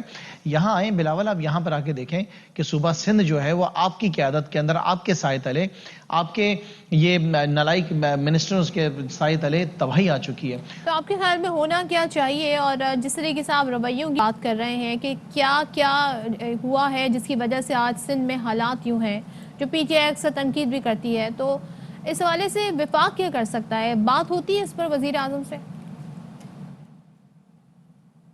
دیکھیے وزیر اعظم صاحب سے تو میری بہت دفعہ بات ہوئی اس بارے میں، اور وزیر اعظم صاحب بہت زیادہ کنسرن بھی ہیں. کچھ دن پہلے بھی میں وزیر اعظم صاحب سے مل کر آئے اور ان کو میں نے بتایا کہ وزیر اعظم صاحب سندھ کے لوگوں کی جو زندگی گزر رہی ہے وہ بہت ایک بدتر زندگی گزار رہے ہیں. جیسے کہ عوام کے پاس صوبے سندھ میں پینے کا پانی میسر نہیں ہے، اسکولوں میں بچوں کے پاس تعلیم نہیں ہے، ہسپتالوں میں علاج نہیں ہے، اسٹریٹ کرائم کے حالات وہ آپ کے سامنے ہیں. سو وزیر اعظم صاحب تو دیکھیں آپ کے سامنے ہے کہ وزیر اعظم صاحب پورے پاکستان میں ایک نصاب لے کر آنا چاہتے ہیں جس میں ہر طبقے کا بچہ جو ہے وہ ایک تعلیم حاصل کرے. اور وزیر اعظم صاحب یہ چاہتے ہیں کہ سیرت النبی پڑھائی جائے. وزیر اعظم صاحب چاہتے ہیں پورے پاکستان کے بچوں کو قرآن شریف کو پڑھایا جائے اور سیکنڈری اسکول میں ان کو جو ہے معنوں کے ساتھ پڑھایا جائے، کیونکہ قرآن شریف تو وہ سب سے بہترین کتاب ہے جو ہمیں زندگی کو بہتر کرنا اس سے بہتر سکھا نہیں سکتی. سیرت النبی ہے اور اس کے علاوہ ایک نصاب. سو آپ نے دیکھا کہ جب ہم نے یہ چیز امپلیمنٹ کرنے کی کوشش کی جو کہ پنجاب کے پی میں تو ہو رہی ہے، سو صوبے سندھ کے جو ہیں وزیر تعلیم نے کہا کہ 18ویں ترمیم کے بعد یہ ہمارا اپنے اختیار ہے کہ ہم بچوں کو کیا پڑھائیں یا کیا نہ پڑھائیں. تو دیکھیں لوگوں کو بھگتنا تو پڑے گا 2023. بہت شکریہ یا بائی نیوز سے گفتگو کرنے کے لیے. باخبر سویرا میں گفتگو کرنے کے لیے خبر شامل کریں گے، اور خبر یہ ہے کہ وفاقی وزیر فواد چودھری نے الیکشن کمیشن سے معافی مانگ لی ہے. Fawad Chaudhry show cause notice پر الیکشن کمیشن میں آج پیش ہوئے. انہوں نے کہا کہ میں حاضر ہوا ہوں کہ جواب کے چکروں میں نہ پڑوں، میں نے کسی کو گالی نہیں دی، میری معذرت قبول کریں. الیکشن کمیشن نے فواد چودھری کو تحریری معافی نامہ دینے کی ہدایت کی، جس پر انہوں نے کہا کہ میں معافی نامہ جمع کرا دیتا ہوں. جی اشفاق. اور اس سے پہلے جو ہم بات کر رہے تھے، آج سماعت ہو رہی ہے اس اسکوت نوٹس کی جو کہ اسلام آباد ہائی کورٹ نے لیا تھا چیف جج گلگت بلتستان کے ریٹائرڈ رانا شمیم کے اس حلف نامے پر جو انہوں نے کل منظر عام پر آیا تھا، جس کی سٹوری جو ہے وہ اخبار نے شائع کی تھی. جہانگیر اسلام ہمارے ساتھ موجود ہے، ہمارے نمائندے ان سے بات کریں گے. جہانگیر، سماعت کا آغاز ہو گیا ہے، ذرا ہمیں وہاں سے بتائیے گا کیا صورتحال ہے؟ جی، توہین عدالت کیس کی سماعت اسلام آباد ہائی کورٹ کے جسٹس محترم اللہ کر رہے ہیں. چیف جسٹس نے ابتدائی طور پر ریمارک دیے ہیں کہ میر شبیل صاحب بہت بڑی دل کے ساتھ آپ کو طلب کیا ہے، اور یہ عدالت آزادی آئینی جو ہے عدالت ہے اور آزادی اظہار پہ یقین رکھتی ہے، اور فریڈم آف پریس اور بہت اہم ہے، اور سوشل میڈیا اور پریس میں فرق ہونا چاہیے. پریس اور سوشل میڈیا میں جو ہے لوگوں پر اعتماد ہے، لیکن سوشل میڈیا کی طرف پریس جو ہے خبر کی تصدیق کے بغیر جو ہے اس کو نہ چلائیں. اور اس کے علاوہ عدالت نے چیف جسٹس نے کہا کہ لوگوں کا اعتماد ہے عدالتوں پر، لیکن اس طرح کی متنازعہ بیان کو پبلش کرنے پر لوگوں کا اعتماد جو ہے اس کو ٹیس پہنچ سکتا ہے. سماعت اس وقت جاری ہے، اور اٹارنی جنرل آف پاکستان اور ایڈوکیٹ جنرل اسلام آباد نیاز اللہ نیازی اور رانا شمیم کے بیٹے احسن جو ہے رانا شمیم بھی عدالت میں موجود ہیں اپنے والد صاحب کی جگہ پر. اور اس کے علاوہ انصار عباسی بھی توہین عدالت میں بھی ذاتی حیثیت میں پیش ہیں. جو ہے عامر گوری بھی عدالت میں اس وقت موجود ہیں. جی ٹھیک ہے، تو جناب سماعت کا باقاعدہ آغاز ہو گیا ہے. توہین عدالت کیس کی سماعت شروع ہو گئی ہے. سابق جج رانا شمیم کا حلف نامہ جو کہ انصار عباسی کی کل خبر تھی جو شائع ہوئی، اور اس اخبار کے جو ایڈیٹر ہیں ان کو بھی، ساتھ میں انصار عباسی کو بھی اور دیگر فریقین کو نوٹس دیے گئے، بلایا گیا، اور یہ کہا گیا کہ اس طرح کی سٹوریز بغیر تصدیق کے نہیں شائع کرنی چاہیے، اس سے اداروں کا، عدالت کا وقار مجروح ہوتا ہے. سماعت کا بھی باقاعدہ آغاز ہوا ہے اور اٹارنی جنرل پاکستان ان کی جانب سے دلائل دیے جا رہے ہیں. جی بالکل، دلائل دیے جا رہے ہیں، اور اس معاملے پر حلف نامہ جو ان کی جانب سے نوٹرائز کیا گیا تھا لندن سے، उस पर अब इस मामले की समाअत हो रही है। और राना शमीम साहब के साहबजादे पहुंचे और वहां पर गैर रस्मी उन्होंने जब बात की तो उनका कहना था कि अल्लाह रहम करे। और चीफ जस्टिस अतहर मिनुल्लाह ने कहा कि फ्रीडम ऑफ प्रेस ये अहम है और अदालत पर लोगों का एतमाद बहाल करना ज़रूरी है। हाई कोर्ट ने अवाम के हुकूक का तहफ़्फ़ुज़ बग़ैर किसी डर और खौफ के किया। तो ये इन रिमार्क्स दिए गए हैं चीफ जस्टिस अतहर मिनुल्लाह की जानिब से। उन्होंने ये कहा कि अदालत के हर एक जज के ऊपर मुझे भरोसा और एतमाद है। मज़ीद कहते हैं कि जजेस भी काबिल एहतसाब हैं और उन पर तनकीद भी होनी चाहिए। अवाम का एतमाद अदालत से उठ गया तो बेयकीनी पैदा हो जाएगी। तो ये इस्लामाबाद हाई कोर्ट का इस वक्त कमरा अदालत वकला और सहाफ़ियों से भर चुका है। समाअत शुरू हो गई है और चीफ जस्टिस की जानिब से ये कहा गया कि मीर शकील साहब बहुत भारी दिल के साथ आपको तलब किया है। ये अदालत आज़ाद और आइनी इदारा है। फ्रीडम ऑफ प्रेस अहम है, सोशल मीडिया और प्रेस में फ़र्क है। अदालत पर लोगों का एतमाद बहाल करना ज़रूरी है। तो ये अब तक की जो सिचुएशन है, अब तक के जो रिमार्क्स हैं, अब तक की जो समाअत के अंदर जो चीज़ें सामने आ रही हैं वो हम आप तक पहुंचा रहे हैं। और जैसे ही मज़ीद भी इस हवाले से डिटेल्स आएंगी हम आप तक पहुंचाते जाएंगे। बड़े अहम रिमार्क सामने आ रहे हैं कि जजेस भी काबिल एहतसाब हैं, उन पर भी तनकीद होनी चाहिए। लेकिन अगर अवाम का एतमाद अदालत से उठ गया तो बेयकीनी की कैफियत पैदा हो जाएगी। अदालत पर लोगों का एतमाद बहाल करना है। उन्होंने ये कहा कि देखें, सोशल मीडिया और फ्रीडम ऑफ प्रेस दोनों अलग अलग चीज़ें हैं, दोनों में फ़र्क होता है। उन्होंने कहा कि आपकी रिपोर्ट ने हाई कोर्ट पर सवालात उठा दिए हैं। चीफ जस्टिस अतहर मिनुल्लाह ने कहा, अदालत के हर एक जज के ऊपर मुझे भरोसा और एतमाद है, लेकिन जजेस भी काबिल एहतसाब है, उन पर भी तनकीद होनी चाहिए। मगर अवाम का एतमाद उठ गया तो बेयकीनी पैदा हो जाएगी। हाई कोर्ट को साइलिन के लिए काबिल एहतसाब समझता हूँ। चीफ जस्टिस अतहर मिनुल्लाह के रिमार्क सामने आ रहे हैं। तो साबिक जज राना शमीम का हलफनामा तौहीन अदालत केस की समाअत शुरू हो गई है। तमाम फरीकैन मौजूद हैं और रिमार्क्स भी सामने आ रहे हैं। ख़ास तौर पर जो इनिशियली कहा गया है कि एक आइनी इदारा है, मुझे अपने तमाम जजेस पर भरोसा और एतमाद है, अदालत का वक़ार मजरू नहीं होना चाहिए। बिल्कुल जी। तो अब तक के यही समाअत के दौरान चीज़ें सामने आई हैं और जाहिर है कि जैसे जैसे समाअत आगे बढ़ती जाएगी और इसके अंदर जो आज सुना जाएगा, डिसीजन लिया जाएगा, उस हवाले से हम आपको आगाह करते रहेंगे। अब तक यही चीफ जस्टिस का मौक़िफ़ सामने आया है कि हाई कोर्ट को साइलिन के लिए काबिल एहतसाब समझता हूँ और जजेस भी काबिल एहतसाब हैं, उन पर तनकीद भी होनी चाहिए। और राना शमीम साहब की जानिब से जो बयान हल्फी जारी किया गया है, जो कि लंदन में से नोटराइज़ किया गया था और वही शख्स जो है वो नोटराइज़ करने वाला था जिसकी जानिब से नवाज शरीफ साहब की मेडिकल रिपोर्ट्स भी नोटराइज़ करके भेजी गई थी। अच्छा, chief justice high court Athar Minallah की जानिब से ये भी कहा गया कि अंसार अब्बासी साहब से कि आप अपने अखबार की हेडलाइन पढ़ें। और उसके बाद अंसार अब्बासी ने अपनी खबर की हेडलाइन अदालत में पढ़ी है, उसके ऊपर अभी रिमार्क्स आना बाकी हैं। तो वो रिमार्क्स जैसे ही आएंगे वो भी हम आप तक पहुंचाएंगे। तो ये मामला जो है वो पाकिस्तान की सियासत में हलचल इस लिहाज से मचा दी है क्योंकि कल इस मामले की समाअत भी होनी है मरीम नवाज साहिबा के केस से मुतालिक और कहा यह जा रहा है कि किसी तरह से उस पर असरअंदाज होने की कोशिश की जा रही है। तो अब लेट्स सी कि व्हाट हैपेंस। और जाहिर है कि अदालतों पर आवाम का एतमाद होना बहुत ज़रूरी है और इसी मुतालिक chief justice Islamabad high court Athar Minallah ने गुफ्तगू भी की है। और साबिक जज राना शमीम अदालती हुक्म के बावजूद हाई कोर्ट नहीं आए। राना शमीम के साहबजादे ने कमरा अदालत में वीडियो चलाने की एक इजाज़त भी तलब की है। और जब इनिशियली हमारे जो रिपोर्टर हैं जहांगीर, उन्होंने उनसे सवाल पूछा था कि आपके वालिद को बुलाया था, आप आए हैं, तो उसका उन्होंने बस मुख्तसर से जवाब दिया कि अल्लाह रहम करे। और उसके बाद वो कमरा अदालत में चले गए, कहा कि हो सकता है समाअत के बाद मैं आपसे गुफ्तगू करूं। तो ये मामला जो है अब इसकी बाकायदा तौर पर समाअत शुरू हो गई है। अंसार अब्बासी ने अपनी खबर की हेडलाइन अदालत में पढ़ी, जो खबर उनकी थी, अदालत के हर एक जज के ऊपर मुझे भरोसा एतमाद है। चीफ जस्टिस अतहर मिनुल्लाह के रिमार्क सामने आ रहे हैं और उन्होंने कहा कि जो फ्रीडम ऑफ प्रेस है वो डिफरेंट है, सोशल मीडिया डिफरेंट है, लेकिन अवाम का एतमाद अदालत से उठ गया तो बेयकीनी पैदा हो जाती है, जो नहीं होना चाहिए। जहांगीर हमारे नुमाइंदे साथ हैं, उनसे मज़ीद जान लेते। जहांगीर, अब जो गुफ्तगू हुई है, जो समाअत का हवाला है, वो हमारे साथ ज़रा शेयर कीजिएगा। बिल्कुल, चीफ जस्टिस की सरबराही में सिकल रुकनी बेंच समाअत कर रहा है और इस वक्त जो है अंसार अब्बासी अपनी जो शाये करदा रिपोर्ट पढ़कर अदालत को सुना रहे हैं। चीफ जस्टिस ने कहा कि अदालतों पर लोगों का एतमाद है और ये अल्प किसी के अदालत का रिकॉर्ड का हिस्सा नहीं है। चीफ जस्टिस ने कहा, क्या आपने राना शमीम से पूछा था कि उन्होंने अल्पनामे को लंदन में जो है जारी किया था और अदालत मुझे 2 मिनट बात करने की इजाज़त दे। अंसार अब्बासी ने कहा कि आपने सवाल तो कर लिए लेकिन 2 मिनट मुझे इजाज़त दे दें। चीफ जस्टिस ने कहा, आपको बिल्कुल इजाज़त मिलेगा, लेकिन पहले आप अदालती सवाल का जवाब दे दें। चीफ जस्टिस ने कहा कि मैं अपनी हाई कोर्ट के साइलिन के लिए काबिल एहतसाब समझता हूं और आप अपनी न्यूज़ अखबार की खबर की हेडलाइन पढ़ें जो कि मुतनाज़ा है। जजेस मेरे इस्लामाबाद हाई कोर्ट के काबिल एहतराम है और कॉम्पिटेंट हैं और जो है उन पर जो इस तरह जो केसेस सब जुडिस हैं उन पर जो है क्रिटिसाइज करना, तनकीद का निशाना बनाना वो समझ से बालातर है। इस वक्त चीफ जस्टिस समाअत कर रहे हैं और अंसार बासी जो है अपने जो है न्यूज़ जो उन्होंने पब्लिश की है वो पढ़कर अदालत को सुनाया जा रहा है। जी चलें जी, तो वो पढ़ के सुनाए जा रहे हैं, तो इस पर अभी देखना बाकी है। और chief justice Islamabad high court ने कहा कि क्या आपने राना शमीम से पूछा कि उन्होंने हल्फनामे को लंदन से नोटराइज किया? उस पर अंसार अब्बासी साहब ने इस्तदा की है कि अदालत मुझे 2 मिनट बात करने की इजाज़त दे।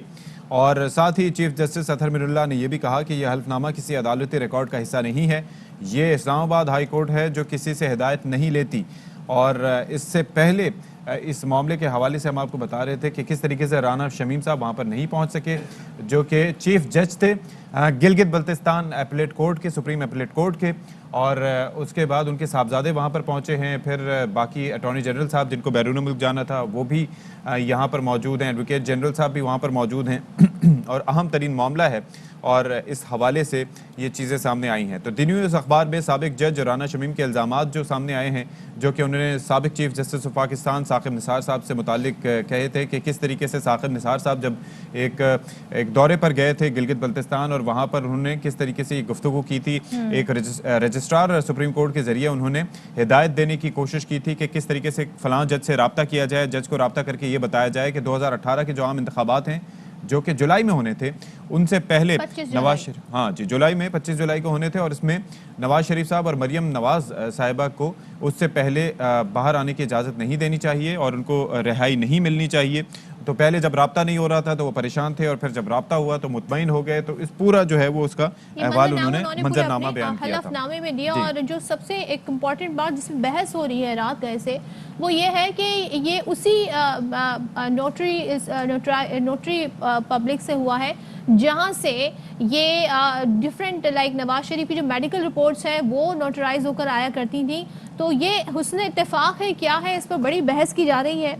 और नून लीग से जब ये सवाल पूछे जा रहे हैं तो उनके पास इसका कोई ऐसा जवाब नहीं जो वो लोगों को मुतमईन कर सके। लेकिन जनाब अब जो साकिब निसार साहब हैं उनका वर्जन भी रात गए तक आ गया था। उन्होंने कहा कि वो दौरे पर ज़रूर गए थे मगर इस तरह की गुफ्तगू नहीं हुई है। साथ ही उन्होंने बताया कि राना शमीम तौसी चाहते थे और बहुत सारे ऐसे मामलात थे जो लगता था कि वो मेरी वजह से नहीं हो पा रहे हैं। तो इसलिए ये भी वजह हो सकती है कि उन्होंने इस तरह का हलफनामा इस वक्त पेश किया। अच्छा, सवाल ये भी उठ रहे हैं कि ये 2018 का मामला था, इस वक्त क्या वजह बनी, ये टाइमिंग कैसे है कि ये मुद्दा उठाया जाए। तो अब ज़ाहिर है जब अदालत ने जो अहम रिमार्क्स दिए उसमें यह है कि अदालत का जो लोगों का एतमाद है अदालत पर उस पर बेयकीन नहीं होनी चाहिए। यानी आपको पहले कंफर्म करना चाहिए, तहकीक करनी चाहिए, उसके बाद इस तरह की स्टोरीज मंजर आम पर लानी चाहिए। तो इस स्टोरी की वजह से आज खुद नोटिस दिया है अदालत ने, तौहीन अदालत के ज़मीन में नोटिस जारी किए गए हैं फरीकैन को। और अंसार अब्बासी जिनकी एक खबर थी उनको भी बुलाया है और उनसे कहा गया है कि आप अपनी खबर की हेडलाइन पढ़ें। और अंसार अब्बासी ने अपनी खबर की हेडलाइन पढ़ी और कहा कि हाई कोर्ट ने अवाम के हुकूक का तहफ़्फ़ुज़ बगैर किसी खौफ और डर के करना है। लोगों का एतमाद अदालत पर रहना चाहिए और अदालत के बाहर हर एक जज के ऊपर मुझे भरोसा और एतमाद है। जजेस भी काबिल एहतसाब हैं, उन पर भी तनकीद होनी चाहिए। अवाम का एतमाद अदालत से उठ गया तो बेयकीनी पैदा हो जाएगी और हाई कोर्ट को साइलिन के लिए काबिल एहतसाब समझता हूँ। और उन्होंने ये भी कहा कि फ्रीडम ऑफ प्रेस अहम है, सोशल मीडिया प्रेस में फ़र्क है, ये अदालत आज़ाद और आइनी इदारा है। साथ ही ये कहा कि हाई कोर्ट ने अवाम के हुकूक का तहफ़्फ़ुज़ करना है। आपकी रिपोर्ट ने हाई कोर्ट पर सवालात उठा दिए हैं। तो यानी कि बेसिकली जो रिपोर्ट है उसकी वजह से एक पूरे इदारे पर सवालात उठ गए हैं। ये आज के रिमार्क्स से अहम बात सामने आई। तो समाअत इस वक्त जारी है।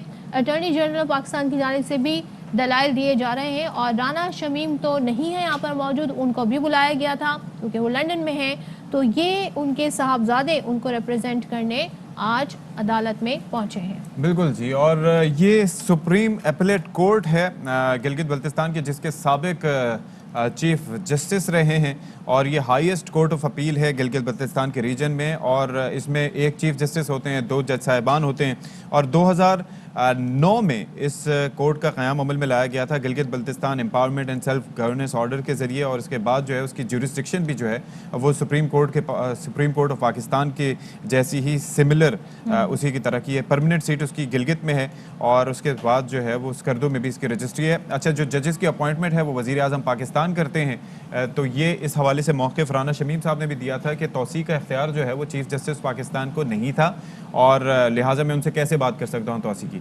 अच्छा, साकिब निसार साहब जो कि साबिक चीफ जस्टिस ऑफ पाकिस्तान रहे, उनकी जानिब से ये भी मौक़िफ़ अपनाया गया कि मैं इस मामले को उछाल के इतना हाईलाइट नहीं करना चाहता और ना ही इस पर कोई मज़ीद इससे कार्रवाई चाहता हूँ। तो अब ये इस तरह के बयानात उनकी जानिब से सामने हुए थे। अब हुआ ये है कि इस मामले पर अंसार अब्बासी साहब वहाँ पर मौजूद हैं, मीर शकील साहब को तलब किया गया है और उन्होंने जो चीफ जस्टिस हैं उन्होंने कहा कि फ्रीडम ऑफ प्रेस अहम है, सोशल मीडिया और प्रेस में फ़र्क है, अदालत पर लोगों का एतमाद बहाल करना है और हाई कोर्ट ने अवाम के हुकूक का तहफ़्फ़ुज़ किसी डर और खौफ के बगैर किया। आपकी रिपोर्ट ने हाई कोर्ट पर सवालात उठा दिए और जनाब मीर शकील रहमान को रोस्ट्रम पर बुला लिया गया है, उनको भी आज अदालत ने नोटिफाई किया था, बुलाया था, वो इस वक्त रोस्ट्रम पर पहुंचे हैं, उनसे पूछा जाएगा। ज़ाहिर है बात यहाँ पर फ्रीडम ऑफ प्रेस की भी हो रही है, साथ में ऐसी खबरों की भी हो रही है जिससे इदारे पर सवाल उठें। तो और ये भी रिमार्क सामने आया कि अगर अदालत का पर एतमाद ख़त्म हो गया तो अफरा तफरी फैल सकती है। तो मीर शकील रहमान को रोस्ट्रम पर बुला दिया गया है। जी बिल्कुल, मीर शकील साहब को बुला लिया गया रोस्ट्रम पर। अब ज़ाहिर है कि वो अपना मौक़िफ़ पेश करेंगे। इसके साथ साथ आमिर गौरी को भी बुलाया गया है, अंसार अब्बासी साहब भी वहाँ पर मौजूद हैं, राना शमीम को तलब किया गया था लेकिन उनके साहबजादे वहाँ पर पहुँचे हैं। तो अब वहाँ पर मामले की समाअत हो रही है और देखा जा रहा है कि इस मामले को कहाँ लेकर जाना है। और इसके साथ साथ चीफ जस्टिस ने यह कहा कि क्या केस की समाअत के बाद तारीख पर एपेलेट वकला ने एतराज़ किया था, ये अदालती सालाना छुट्टियों का था, मगर आपने रजिस्ट्रार से पूछा तक नहीं। जहांगीर असलम से हम ज़रा बात कर लेते हैं कि मीर शकील को रोस्ट्रम पर बुला लिया गया है, क्या इस वक्त रिमार्क्स दिए जा रहे हैं और मीर शकील साहब ने क्या मौक़िफ़ अपनाया है, बताइएगा जहांगीर इससे मुतालिक। जी बिल्कुल, जैसे ही अंसार अब्बासी ने जो है बयान एलपी पढ़कर अदालत को सुनाया, उसके बाद अदालत ने मीर शकील रहमान से जो है दरख्वास्त की कि आप रोस्ट्रम पे आएँ और मीर शकील रहमान से कहा कि आप ये जो है पढ़कर सुनाएं, जिस पर मीर शकील ने कहा कि इस वक्त मेरे ऐनक नहीं है, नहीं पढ़ सकता। और चीफ जस्टिस के सामने इस वक्त रोस्ट्रम पर मीर शकील रहमान जो है दीगर अपने वकला के साथ मौजूद हैं और चीफ जस्टिस ने कहा कि अदालत का जो वकार है, उनका जो तरीक़ाकार है, जो कोड ऑफ कंडक्ट है, वो सबको पता है, लेकिन मीडिया भी अपने कोड ऑफ कंडक्ट का ख्याल रखे और मीडिया के इदारे जो है वो बहुत अहम है माशरे को समझाने में, लेकिन इस पर जो है कुछ जो सहाफ़ी इस तरह की हरकतें करते हैं जिसकी वजह से पूरी मीडिया बदनाम हो जाती है। जी ठीक है जी, तो इस हवाले से अभी हम देख रहे हैं कि बुलवाया गया है किस तरीके से मीर शकील साहब को रोस्ट्रम पे, और इस हवाले से जो अभी तक डिटेल सामने आ रही हैं वो हम आप तक शेयर कर लेते हैं, जो टिकट सामने आए वो आप तक पहुंचाते हैं। और जस्टिस आमिर फारूक और चीफ जस्टिस साहब वहाँ पर मौजूद हैं और उन्होंने कहा कि अंसार अब्बासी साहब ये बात रजिस्ट्रार ऑफिस से ही चेक कर लेते, क्या केस की समाअत के बाद तारीख पर एपेलेट वकला ने एतराज़ किया, ये वक्त अदालती सालाना छुट्टियों का था, मगर आपने रजिस्ट्रार से पूछा तक नहीं। जब केस मुकर्रर हुआ जस्टिस आमिर फारूक और मैं पाकिस्तान में नहीं थे, ये अतर मिनुल्लाह साहब ने कहा। और इसके साथ साथ जब मीर शकील साहब को रोस्ट्रम पे बुलाया गया तो उस वक्त उनको स्टोरी लाइन पढ़ने की हिदायत की गई, स्टोरी की हेडलाइन, और मीर शकील साहब ने कहा कि मेरी ऐनक मेरे पास नहीं है और अभी तक रोस्ट्रम पर उनको बुलाकर उनसे गुफ्तगू की जा रही है। जनाब, तो जिस दिन की बात है उस दिन ना मैं मुल्क में था, ये जस्टिस आमिर फारूक के रिमार्क्स हैं और अंसार अब्बासी साहब ये बात रजिस्ट्रार ऑफिस से ही चेक कर लेते हैं। चीफ जस्टिस ने ये कहा है क्या केस की समाअत के बाद तारीख पर एपेलेट वकला ने एतराज़ किया था, ये वक्त अदालती सालाना छुट्टियों का था, मगर आपने रजिस्ट्रार से पूछा तक नहीं। चीफ जस्टिस के रिमार्क्स सामने आ रहे हैं। और जब केस मुकर्रर हुआ जस्टिस आमिर फारूक और मैं पाकिस्तान में नहीं थे, जस्टिस मोहसिन अख्तर कियानी, जस्टिस गुल हसन औरंगजेब पाकिस्तान में थे, दरख्वास्त गुजार उनके वकला कौन थे, चीफ जस्टिस हाई कोर्ट की जानिब से इस्तफसार किया गया, क्या किसी वकील दिफा ने इस्तदा की कि इंतखाबात से कबल समाअत मुकर्रर की जाए। तो ये बहुत ही इंपॉर्टेंट रिमार्क सामने आ रहे हैं। ज़ाहिर है इससे ही ये सारा मुद्दा जो है ये खुलेगा। वकला ने आम इंतखाबात के बाद केस मुकर्रर पर कोई एतराज़ नहीं किया, जब फैसला हुआ उसी दिन फैसला मुअत्तल हुआ। इसकी माजी में मिसाल नहीं मिलती। रजिस्ट्रार से पता करें, 1 साल से 2 बेंचेस काम कर रहे थे। तो हम आपको इस वक्त बता रहे हैं कि आज जो समाअत हो रही है तौहीन अदालत की, उसमें क्या रिमार्क्स सामने आ रहे हैं। द न्यूज़ अखबार में साबिक जज राना शमीम के इल्ज़ामात पर तौहीन अदालत केस की समाअत इस वक्त जारी है इस्लामाबाद हाई कोर्ट में। अंसार अब्बासी साहब ये बात रजिस्ट्रार ऑफिस से ही चेक कर लेते, यानी कि ये रिमार्क्स दिए गए कि खबर छापने से पहले आप रजिस्ट्रार ऑफिस से ये बात चेक कर सकते थे। क्या केस की समाअत के बाद तारीख पर एपलेट वकला ने एतराज़ किया? चीफ जस्टिस ने ही पूछा। क्या वक्त अदालती सालाना छुट्टियों का था मगर आपने रजिस्ट्रार से पूछा तक नहीं? क्या किसी वकील दिफा ने इस्तदा की कि इंतखाबात से पहले समाअत मुकर्रर की जाए? वकला ने आम इंतखाबात के बाद केस मुकर्रर पर कोई एतराज़ नहीं किया। जिस दिन की बात है उस दिन ना मैं मुल्क में था, ना ही जस्टिस आमिर फारूक मुल्क में थे। अंसार अब्बासी साहब ये बात रजिस्ट्रार ऑफिस से ही चेक कर लेते तो उन्हें मालूम हो जाता कि इसमें उन्होंने जो स्टोरी लिखी है और जो उसके मंदरजात हैं वो वेरीफाई हो जाते। तो क्या केस की समाअत के बाद तारीख पर एपलेट वकला ने एतराज़ किया? ये वक्त अदालती सालाना छुट्टियों का था मगर आपने रजिस्ट्रार से पूछा नहीं। जब केस मुकर्रर हुआ जस्टिस आमिर फारूक और मैं पाकिस्तान में नहीं थे। ये अहम रिमार्क्स सामने आ रहे हैं। जबकि मीर शकील साहब रोस्ट्रम पर आए, ये दरख्वास्त की गई और चीफ जस्टिस की मीर शकील रहमान को स्टोरी हेडलाइन पढ़ने की हिदायत, और उस पर मीर शकील रहमान ने कहा कि मेरे पास इस वक्त ऐनक मौजूद नहीं है। तो पहले ये स्टोरी अंसार अब्बासी साहब से कही गई कि आप अपनी स्टोरी की हेडलाइन पढ़ें। उसके बाद रोस्ट्रम पर बुलाया गया मीर शकील रहमान को और उनसे कहा गया कि आप अपनी स्टोरी जो है उसकी हेडलाइन पढ़ें। ये हिदायत उन्हें दी गई और ये भी मीर शकील रहमान की जानिब से जवाब सामने आया कि मेरे पास एनक नहीं है। जहाँ तक बात की जाए अगर राना शमीम की केस की समाअत तो जारी है, रिमार्क्स भी सामने आ रहे हैं जो हम आपके साथ शेयर कर रहे हैं। तो राना शमीम जो है वो क्योंकि यहाँ पर नहीं है पाकिस्तान में, वो अदालत पेश नहीं हुए, उनके बेटे पेश हुए हैं और अदालत की सहाफ़ी अंसार अब्बासी को भी स्टोरी हेडलाइन पढ़ने की हिदायत। और इस हाई कोर्ट के जजेस पर तनकीद ज़रूर करें मगर लोगों का एतमाद ना उठाएं। इनिशियली ये रिमार्क्स सामने आए थे, हम अपने आप को डिफेंड नहीं कर सकते। मेरे खिलाफ कई बार सोशल मीडिया पर कैंपेन चलाई गई। इस हवाले से आपको मजीद भी बताते रहेंगे कि क्या रिमार्क्स सामने आए हैं। अहम तरीन खबरें अब एक क्लिक की दूरी पर। आपके पसंदीदा टॉक शोज हों या अहम मुल्की या गैर मुल्की शख्सियात की न्यूज कॉन्फ्रेंसेस, हर लम्हा बाखबर रहने के लिए सब्सक्राइब करें हमारा YouTube चैनल। मौसम की सूरत हाल हो या खेल के मैदान से खबरें, अपने मोबाइल फोन से मुल्की और बैनुल-अक़वामी अहम खबरों तक रसाई के लिए डाउनलोड कीजिए मोबाइल ऐप। बावसूख ज़राए से मुसद्दिका खबरों, तज्ज़ियों और तबसरों से मुस्तफ़ीद होने के लिए विजिट कीजिए पाकिस्तान की सबसे बड़ी न्यूज वेबसाइट www.arYnews.tv। इन सब के अलावा पाकिस्तान का सबसे बड़ा फेसबुक पेज हो, सबसे बड़ा न्यूज इंस्टाग्राम अकाउंट या फिर ट्विटर, ARY न्यूज पहुंचा रहा है खबरें सबसे पहले आप तक ताकि आप रहें हर लम्हा बाखबर।